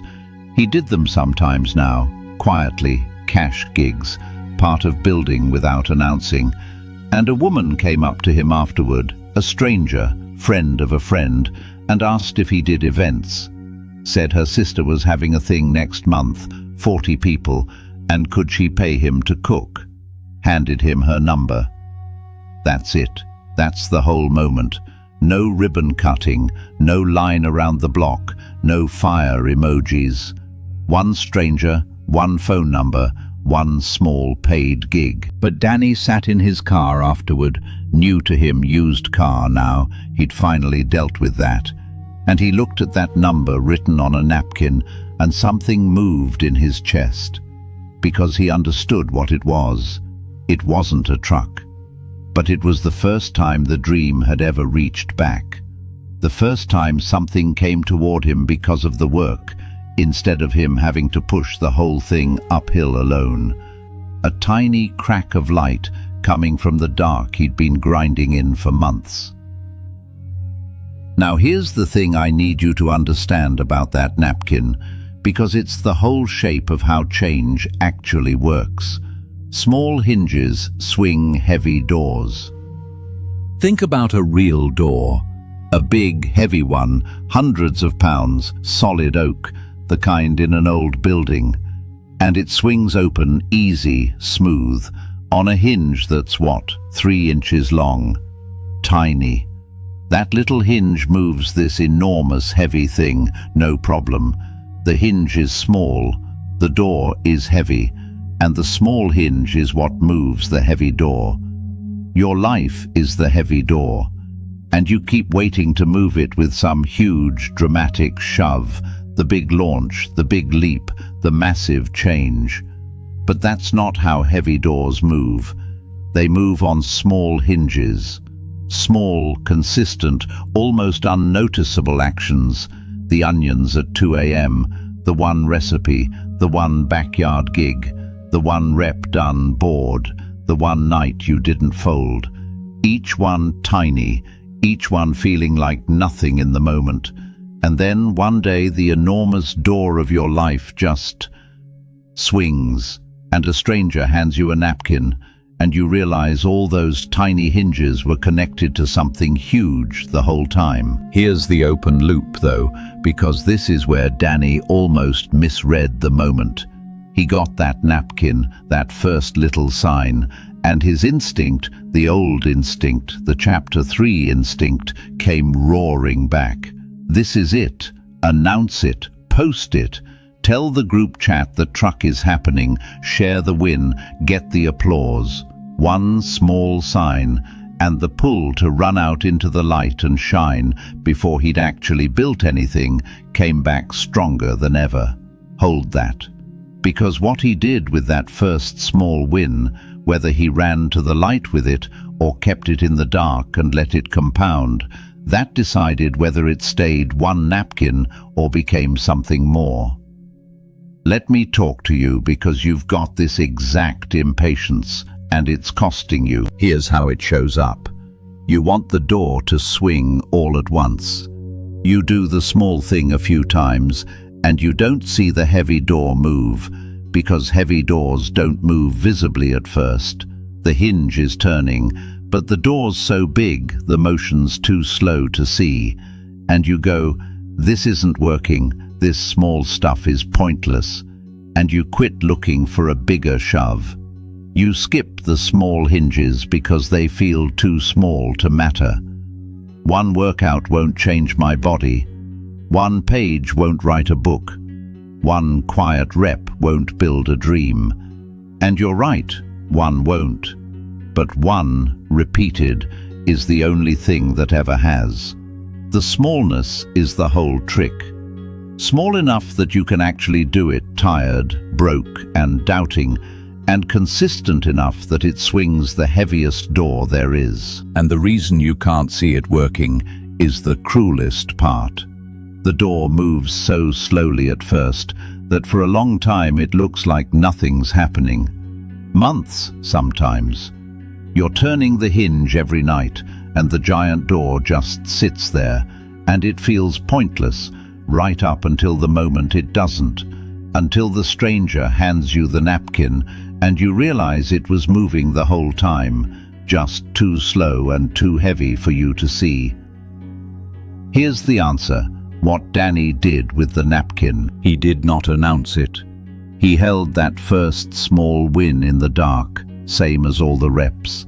He called the woman, booked the gig, and used it as fuel instead of applause, proof to himself in private that the hinges were working, that the door was moving, that the dark was actually building something, and because he didn't run out into the light to celebrate one napkin, he stayed in the dark and kept turning hinges. And that one gig led to another, because he was quietly great and word moves on its own, and then another, and each one another small hinge, and the heavy door kept swinging, slow and sure, in the dark, where he could actually build momentum instead of stopping to perform. The people who make it don't celebrate the first small sign by announcing it. They notice it privately, let it fuel them, and keep going in the dark. The small win isn't a finish line to post about. It's evidence the hinges work, so you turn them harder. Here's your assignment this week, and it's a reframe you can actually use. Pick the smallest possible version of your dream's next action, smaller than you think it should be. Not work out, put your shoes on and walk out the door. Not write the book, write 3 sentences. Not start the business, send one message. So small it feels almost embarrassing, so small you literally cannot fail at it, even tired and broke and doubting. And do that one this week, because you've been waiting to move the heavy door with a shove you never quite have the strength for. Stop shoving, find the hinge. Do the tiny thing, and trust that tiny and repeated is the only thing that's ever swung a heavy door.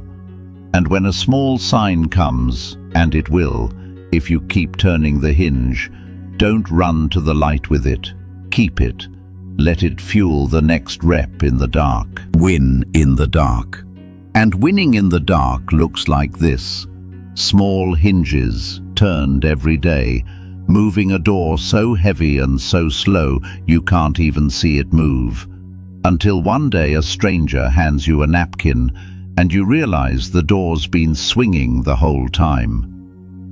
That napkin was the first crack of light. And a few weeks later, Danny got the real one. The first honest-to-God win, small, quiet, invisible to everybody else, but he knew exactly what it had cost. The first light after all those months in the dark. Chapter 12. The First Light. The first real win of Danny's life happened on a Sunday afternoon, and nobody clapped, and he cried anyway. Here's what happened. Those little gigs the napkin started, they'd grown, quietly, one to the next, word of mouth doing its slow work. And a guy who ran a weekend spot, one of those lots where food trucks and pop-ups set up on the weekends, picnic tables, string lights. He'd tasted Danny's birria at one of those events and offered him a slot. Not a truck, a folding table and a rented flat top under a canopy, Saturdays and Sundays, sell your own food, keep what you make.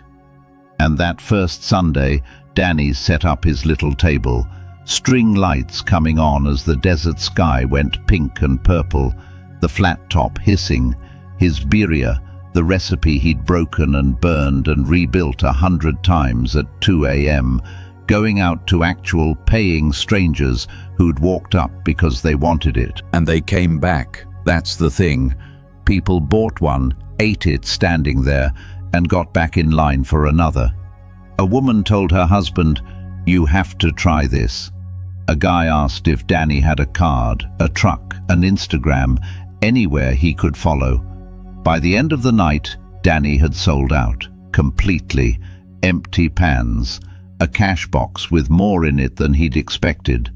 Standing there under the string lights in the dark, apron on, forearms marked up with the same old grill burns, looking at empty pans he'd filled with food people actually wanted. And he had to turn away for a second because his eyes filled up. Right there, 31 years old, crying a little behind a folding table because some strangers liked his tacos. Now from the outside, that's nothing. Let's be honest. A guy sold out a folding table at a weekend food lot. Nobody's making a movie about that. It wouldn't get 10 likes if he posted it. There's no truck, There's no line around the block, there's no ribbon. To everybody walking by, it was just a decent food stall on a Sunday. But to Danny it was everything, and here's why. Because he knew what it cost. That's the whole chapter.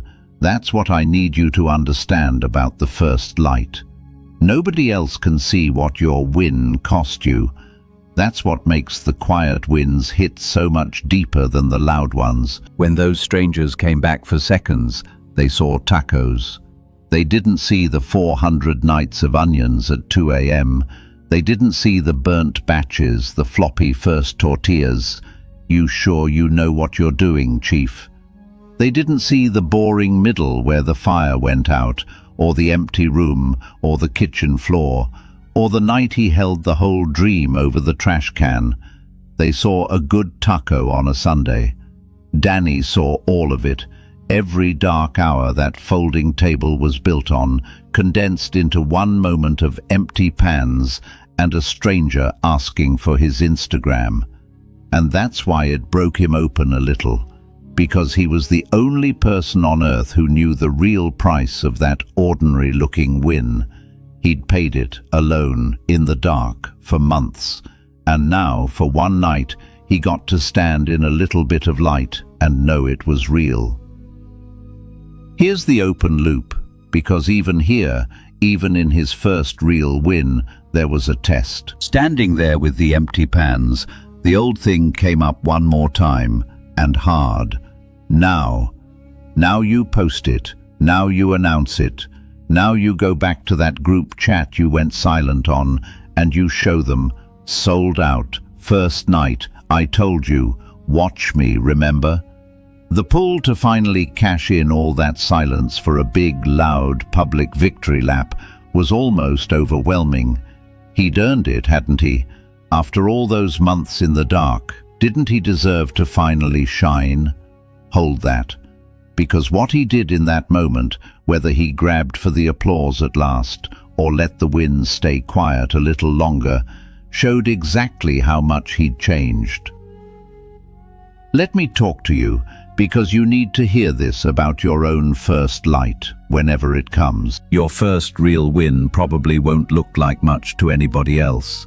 That's important to know now, before it comes, so you don't miss it or undervalue it. It's not going to be the movie moment. It's going to be small and quiet. The first time the scale moves and stays. The first customer. The first person who reads your thing and means it when they say it's good. The first time the hard thing feels slightly less hard. From the outside, nothing. And if you're waiting for the big, loud, obvious, everybody sees it win, you'll walk right past the first light without even noticing it. And the first light is the one you need most, because it's the proof that the dark was working. And here's what most people get wrong. They dismiss their first small win because nobody else claps for it. They sell out the folding table and think, it's just a folding table, it's not a real truck, it doesn't count yet. And by refusing to let the small win land, they starve themselves of the exact fuel that was supposed to carry them to the big one. Let the first light land. Feel it. Cry behind the table if you have to. You earned it, and you're the only one who knows how much. Here's what Danny did with that pull to announce. He didn't, not yet. He stood there, let himself feel it, private and full, and then he packed up his empty pans and drove home and told almost nobody. Because he understood something now. The win wasn't for the applause. The win was the win. The empty pans were enough. He didn't need the group chat to make it real. He'd spent months unlearning exactly that. He let the first light be quiet, and his. And keeping it quiet, he found, made it stronger, because it stayed pure, a thing he did for the thing itself, not for anyone watching. He did text one person, his mom, just, sold out tonight, good day. That's it. One real person, One quiet, true sentence. Not a performance, a share with someone who loved him. There's a difference, and by now he knew it in his bones. Here's your assignment this week, and it's about noticing. This week, catch your first light. Whatever small win shows up, however unimpressive it looks from outside. And instead of dismissing it because nobody clapped, I want you to stop and let it land. Say to yourself, I know what this cost me. Nobody else can see it, but I know, and it counts. Give yourself the quiet credit you've earned. And if you want to share it like Danny did. One real person, one true sentence, not a performance for a crowd. Let the first light be quiet, and let it be yours. Win in the dark, shine in the light. And here's the thing about that first light. It's small, and it's quiet, and it's private, but it's real, and it's the first proof you'll ever get that all those unwitnessed hours in the dark were building something after all. Don't walk past it. It's the most important win you'll ever have. Danny had his first light. The folding table became 2 tables. The weekend spot became a following. Word kept moving. And slowly, without him chasing it, people started to notice. And that brought a whole new test, because now he had to figure out how to let the work speak for itself, without ever going back to being the guy who announces instead of does. Chapter 13. Don't talk about it, be about it. Somebody called Danny an overnight success, and he almost laughed in their face. Here's the scene. The folding table had become a real thing. Regular weekend spot, a line that formed before he even finished setting up, string lights and the smell of his birria pulling people over from across the lot. He'd started an account for the food, finally, not to announce a dream, but to post where he'd be that weekend. Actual business, and it was growing, slow but real. And one Saturday, a guy in line, friendly, no harm in him, said, "Man, you came out of nowhere. Overnight success, huh?" And Danny just smiled and said, "Yeah, something like that," and handed him his tacos. But inside he was thinking about the onions at 2 a.m., the burnt batches, the boring middle, the kitchen floor, the night over the trash can. Overnight. 9 months of invisible dark, and it looked like overnight from where this guy was standing, because the guy, like everybody, only saw the light, never the dark. Nobody ever sees the dark. Now here's what I want to talk about, because Danny had crossed a line without even noticing, and it's the line that separates who he used to be from who he'd become. There's a phrase, don't talk about it, be about it, and Danny was living it now, and it had quietly rewired him. Remember who he was in Chapter 1? The guy who announced the taco truck 5 times and built it 0 times. The guy who talked so he wouldn't have to do.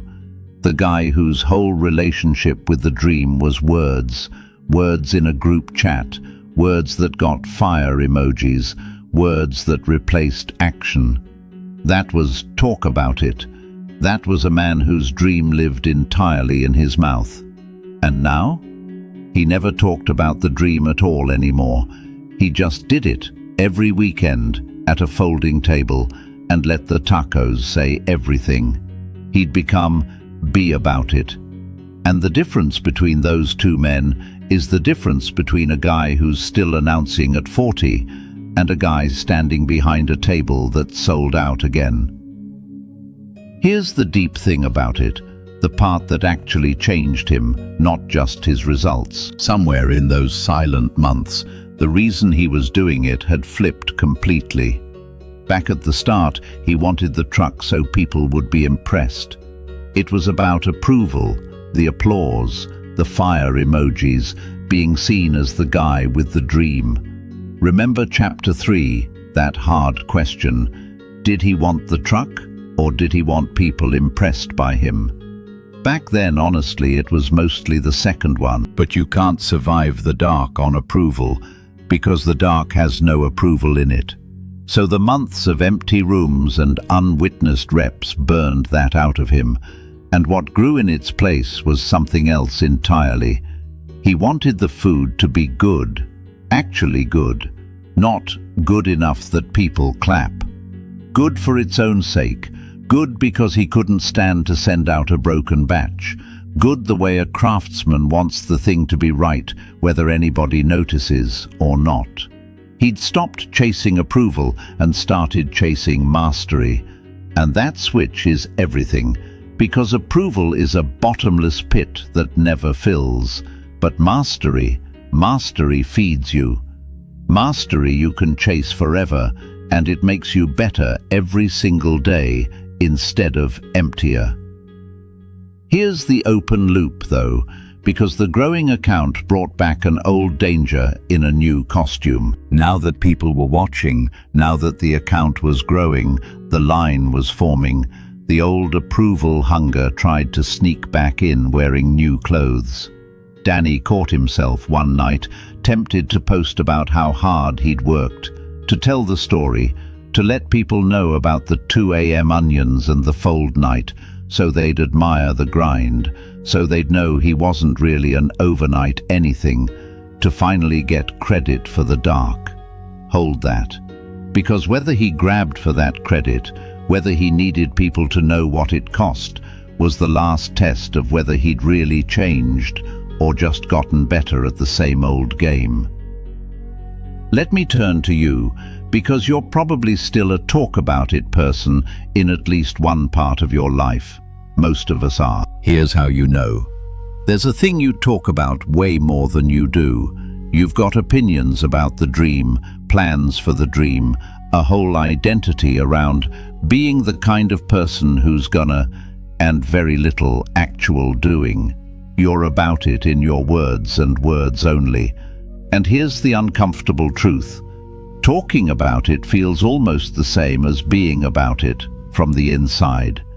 You get to feel like the person who does the thing just from describing the thing. That's the trap that held Danny for 3 years, and it might be holding you right now in some corner of your life this very night. And the cost is brutal and quiet. The more you talk about it, the less you need to do it, because the talking scratches the itch.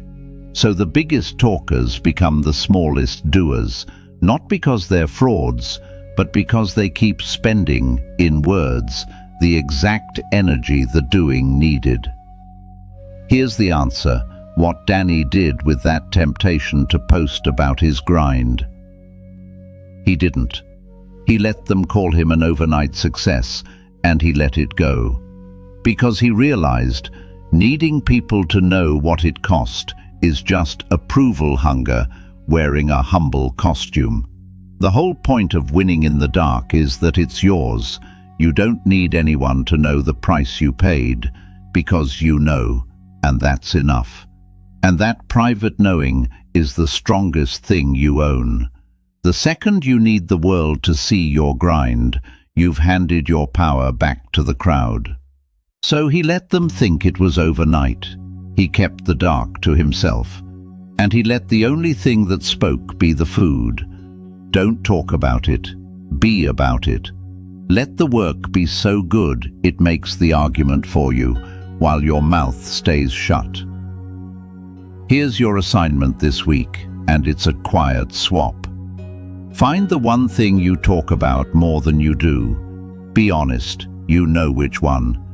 And this week, don't say a word about it, not one. Instead, do one small piece of it and let the doing replace the talking completely.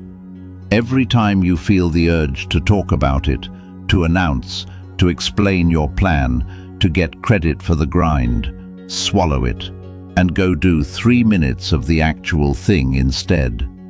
Trade the talking energy straight into doing energy, because you don't become the person by describing them. You become them by quietly doing what they do over and over with your mouth shut.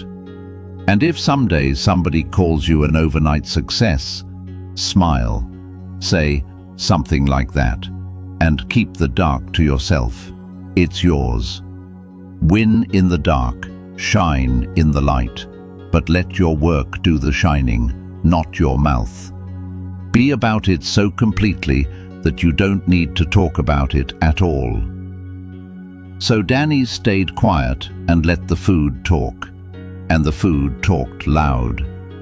Because now the thing he'd built in total darkness for the better part of a year was stepping all on its own into real light. People were noticing, actually noticing, and he was about to face the strangest test of all: how to handle the light without letting it turn him back into the guy who only ever wanted the light in the first place. Chapter 14. When they start to notice. The group chat found out about Danny from a stranger, and that's exactly how he would have wanted it if he'd thought to want anything. Here's how it happened. He never announced it, you know that by now, that was the whole point. But the weekend spot had blown up enough that a local food page posted about him. Little write-up, a photo of his table, the birria, the line: "The best tacos in Tucson are coming off a folding table, and you need to know about this guy." And it traveled. And one of the boys from the group chat, little Tony, saw it, recognized Danny's face, and dropped it in the chat. "Yo, is this Danny? Did y'all know about this?" And Danny's phone, which had been quiet about the taco truck for 9 months, suddenly lit up like the 4th of July. Fire emojis, real ones this time, a flood of them. "Bro, I knew it. Told you you'd kill it. Why didn't you say anything?" All of them, all at once, the exact applause he used to lie awake refreshing for back in Chapter 1. And here's the strange part, the part Danny didn't expect. It barely moved him. Think about that, the thing he used to live for, the group chat blowing up, everybody impressed, the fire emojis raining down. It finally happened, bigger than he'd ever imagined it back when he was announcing an empty dream. And he looked at it, sitting there in his car after a sold-out Sunday, and he felt a little warm, sure, glad his friends were happy for him, but that desperate, hungry need for it, gone. It didn't fill him up, because he wasn't empty anymore. The dark had already filled him. Now here's what I want you to understand, because this is the beautiful backwards truth at the center of the whole book. The applause only has power over you when you need it, and the way you stop needing it is by learning to win without it. Back in Chapter 1, Danny needed the fire emojis so badly because they were all he had. There was no real dream underneath, just the announcement, so the applause was the whole meal. He was starving, so a little applause tasted like everything. But now he had the real thing. 9 months of dark, a sold-out table, food he was genuinely proud of, a self he'd built in the empty room. He was full. So when the applause finally came, it wasn't a meal anymore, it was just a nice little dessert. Pleasant, not necessary. And that's the only healthy way to ever receive praise. Full already, so it can't run you. The people who get destroyed by attention are the ones who went looking for it while they were still empty. The ones who can handle it are the ones who got full in the dark first, so the light is just a bonus. Here's the open loop, though, because the light brought a real danger, subtler than the old one. With the attention came pull. Everybody suddenly wanted a piece of Danny's time and Danny's yes.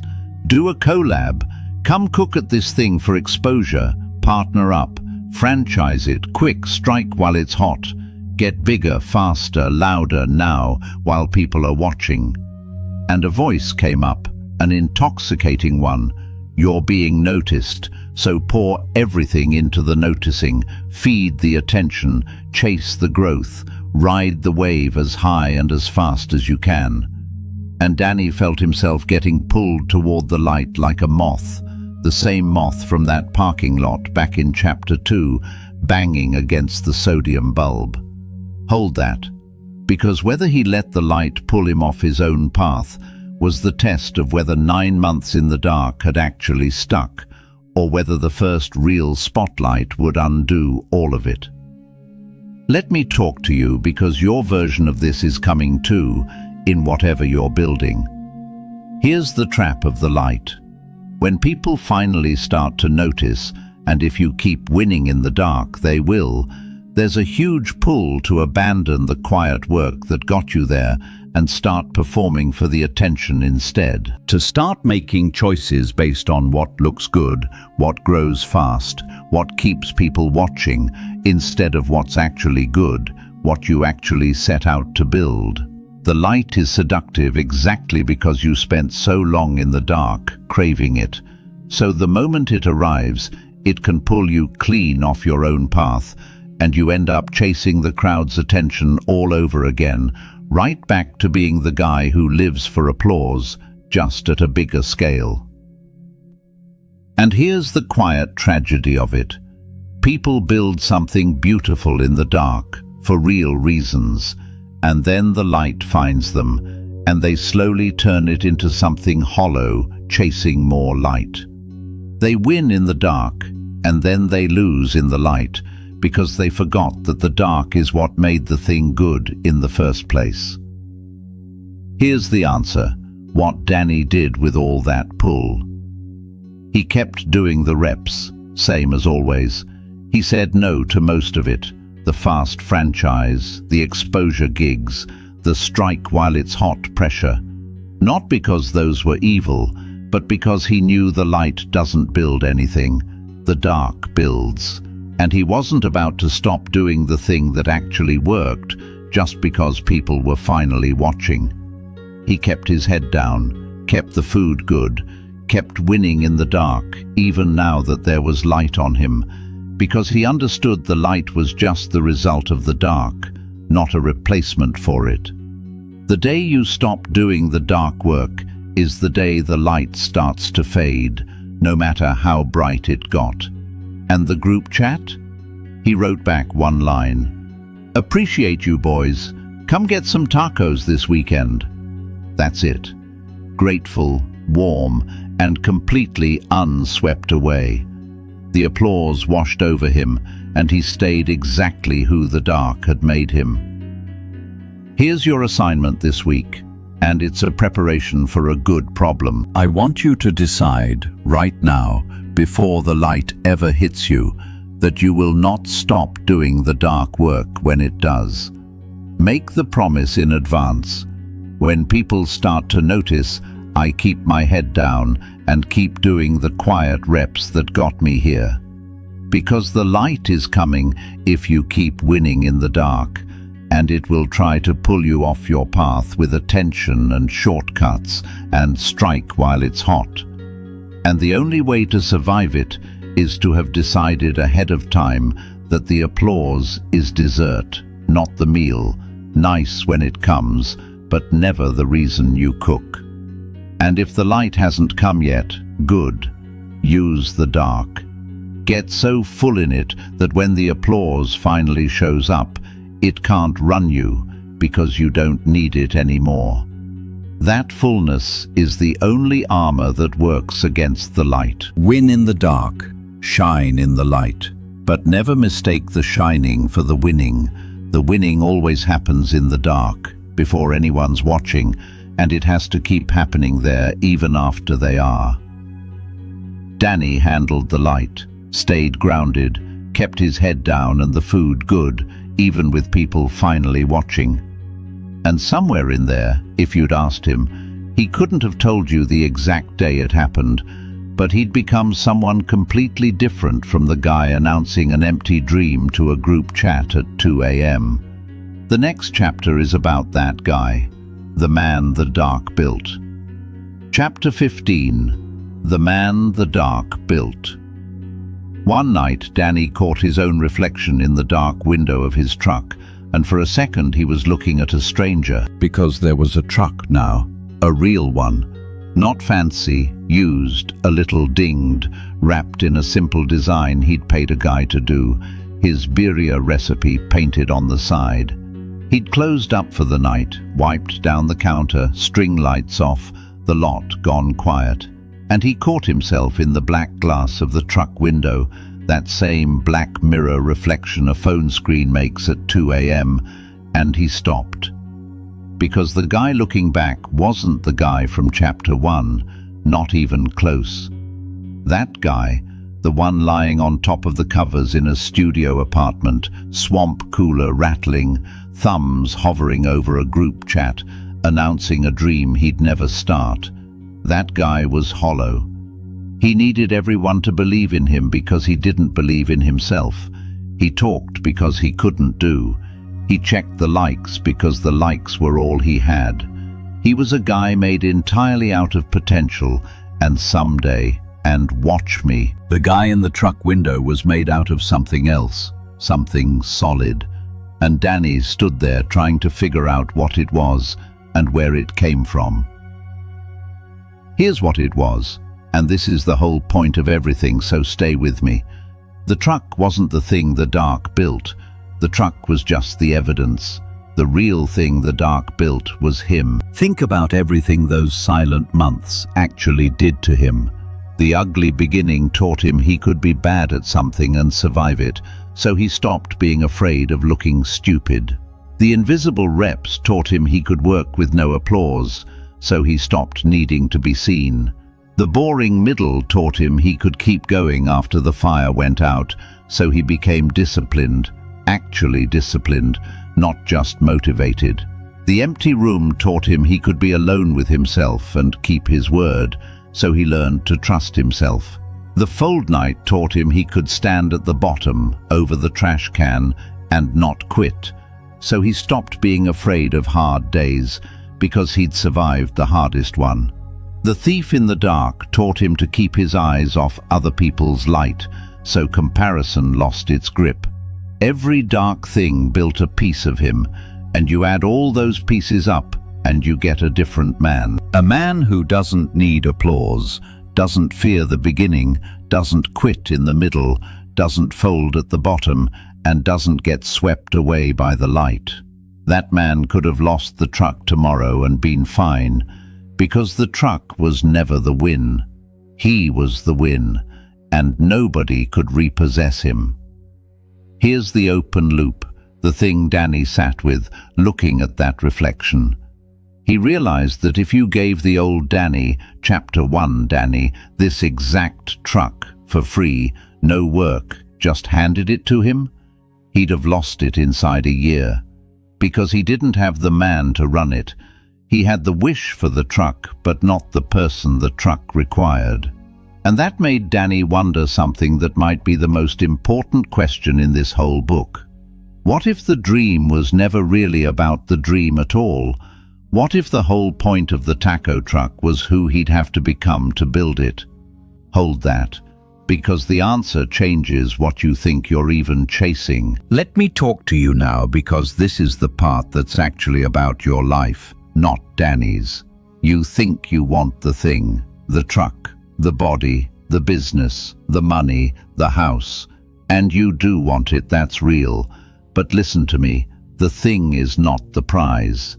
The thing is the excuse. The prize is who you become while building it. Because here's what nobody tells you. If you somehow got the thing without becoming the person, if you won the lottery, if it all just got handed to you tomorrow, you'd lose it. You know you would. You've seen it happen. People who get the result without doing the dark work can't hold on to it because they didn't build the self that the result requires. The dark work isn't the toll you pay to get the dream. The dark work is where the dream secretly happens. Not the truck, but the man. The truck's just proof the man got built. And that means every hard, invisible, unapplauded night you're dreading, That's not the obstacle between you and the dream. That is the dream. That's the part that actually changes you. You've been trying to skip the very thing that was going to make you into someone. Here's the answer to Danny's question. Was it ever about the truck? No, it was about the man the truck would require. And here's the proof, the quietest, realist proof. The thing Danny was most proud of, standing at that dark window, wasn't the truck at all. It was that he finished. That he became a guy who does what he says. Remember way back, every announcement he never started was a vote against himself, a guy who couldn't trust his own word. He'd reversed every one of those votes. 9 months of keeping a promise nobody was watching him keep. And now, when Danny said he'd do a thing, there was a 9-month deep foundation under those words that said, I do what I say. I proved it in the dark, alone, when it would have been so easy to quit and no one would have known. That's the man the dark built. Not a guy with a truck, a guy who can trust himself. And you can build that man doing anything, tacos, a book, a body, a business, because the what was never the point. The becoming was always the point. Here's your assignment this week, and it's a shift in how you see the whole climb. I want you to look at the hard, boring, invisible part of your dream, the part you've been dreading, the part with no applause, and I want you to reframe it completely. Stop seeing it as the price you pay to get the thing. Start seeing it as the thing itself. This week, when you do one hard rep in the dark, say to yourself, this isn't the obstacle. This is where I'm getting built. This rep isn't buying the dream, it's making the person who can hold it. Because the second you understand that the dark work is building you, not just your results, you stop resenting it. You start almost wanting it. Because every hard night becomes a night you got stronger, realer, more yourself, whether the external thing ever shows up or not. Win in the dark. And understand finally what that really means. The dark isn't where you suffer to earn the light. The dark is where you get built. You walk in one person and you walk out another, and the new one is the whole entire prize.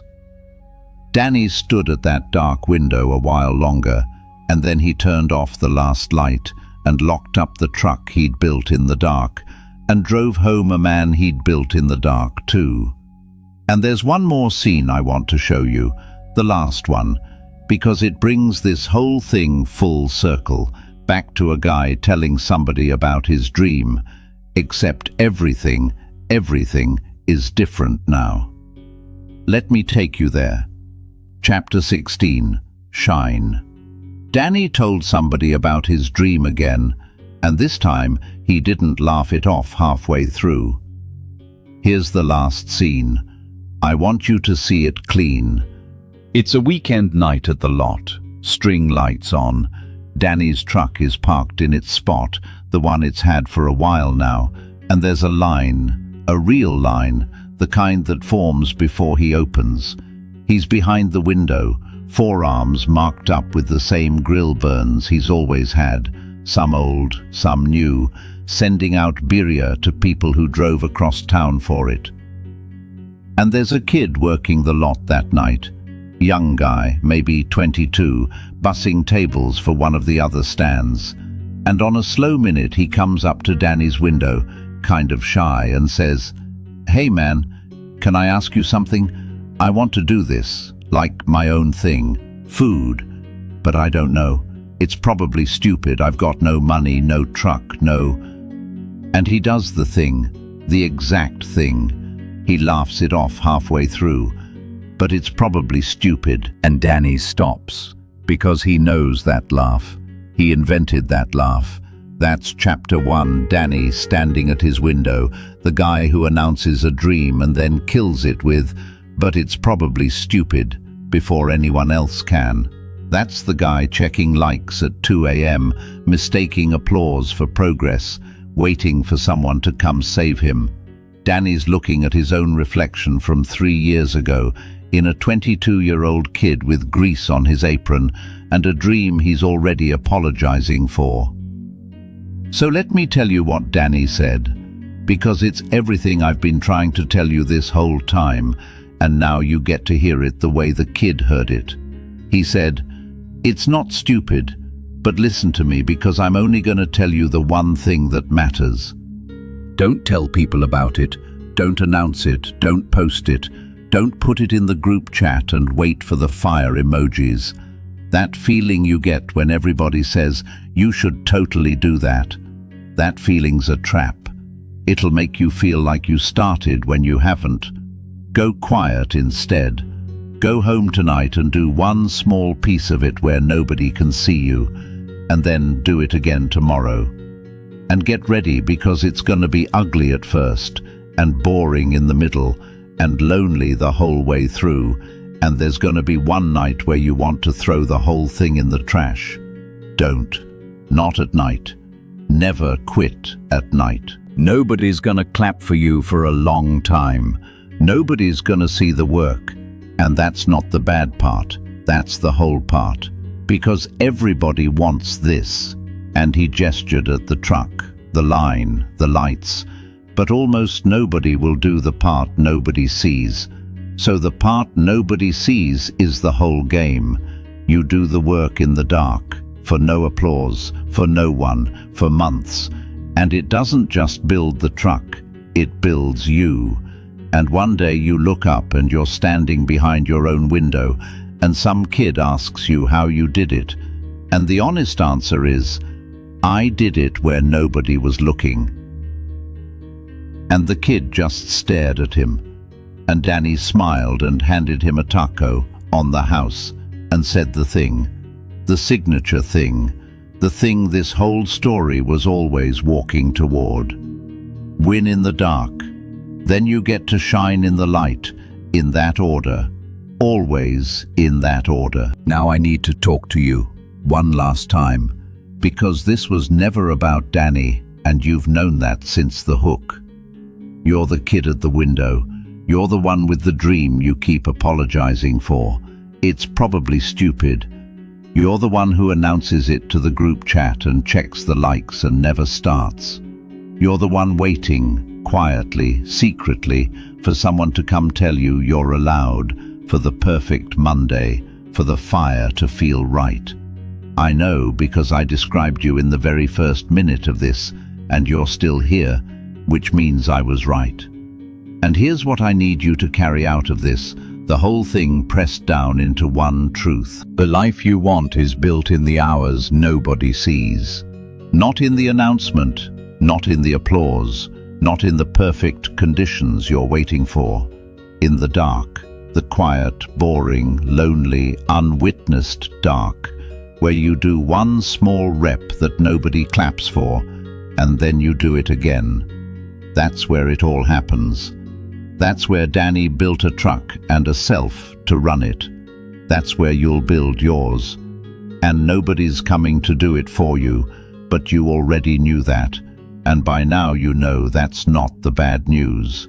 That's the freedom. It means you don't need anybody's permission. You can start tonight, in the dark, alone, and no one can stop you. So here's the last thing. Not a big assignment, the smallest one yet. Tonight, after this, don't announce anything. Don't tell a soul. Just do one small, quiet piece of the thing you've been apologizing for. One rep in the dark for no applause that nobody will ever know about but you. And let that be the first stone of the whole thing. Let tonight be the night you stopped talking and started building, quietly, where it actually counts. You've been shining for people your whole life, performing, announcing, waiting to be seen. It never filled you up, did it? So try the other way. Go dark. Get full. Build the thing and build yourself in the quiet, where no one's watching. And one day, I promise you this, some tired kid is going to walk up to your window and ask you how you did it. And you're gonna smile and hand him something and tell him the truth. You did it in the dark. Win in the dark. Shine in the light.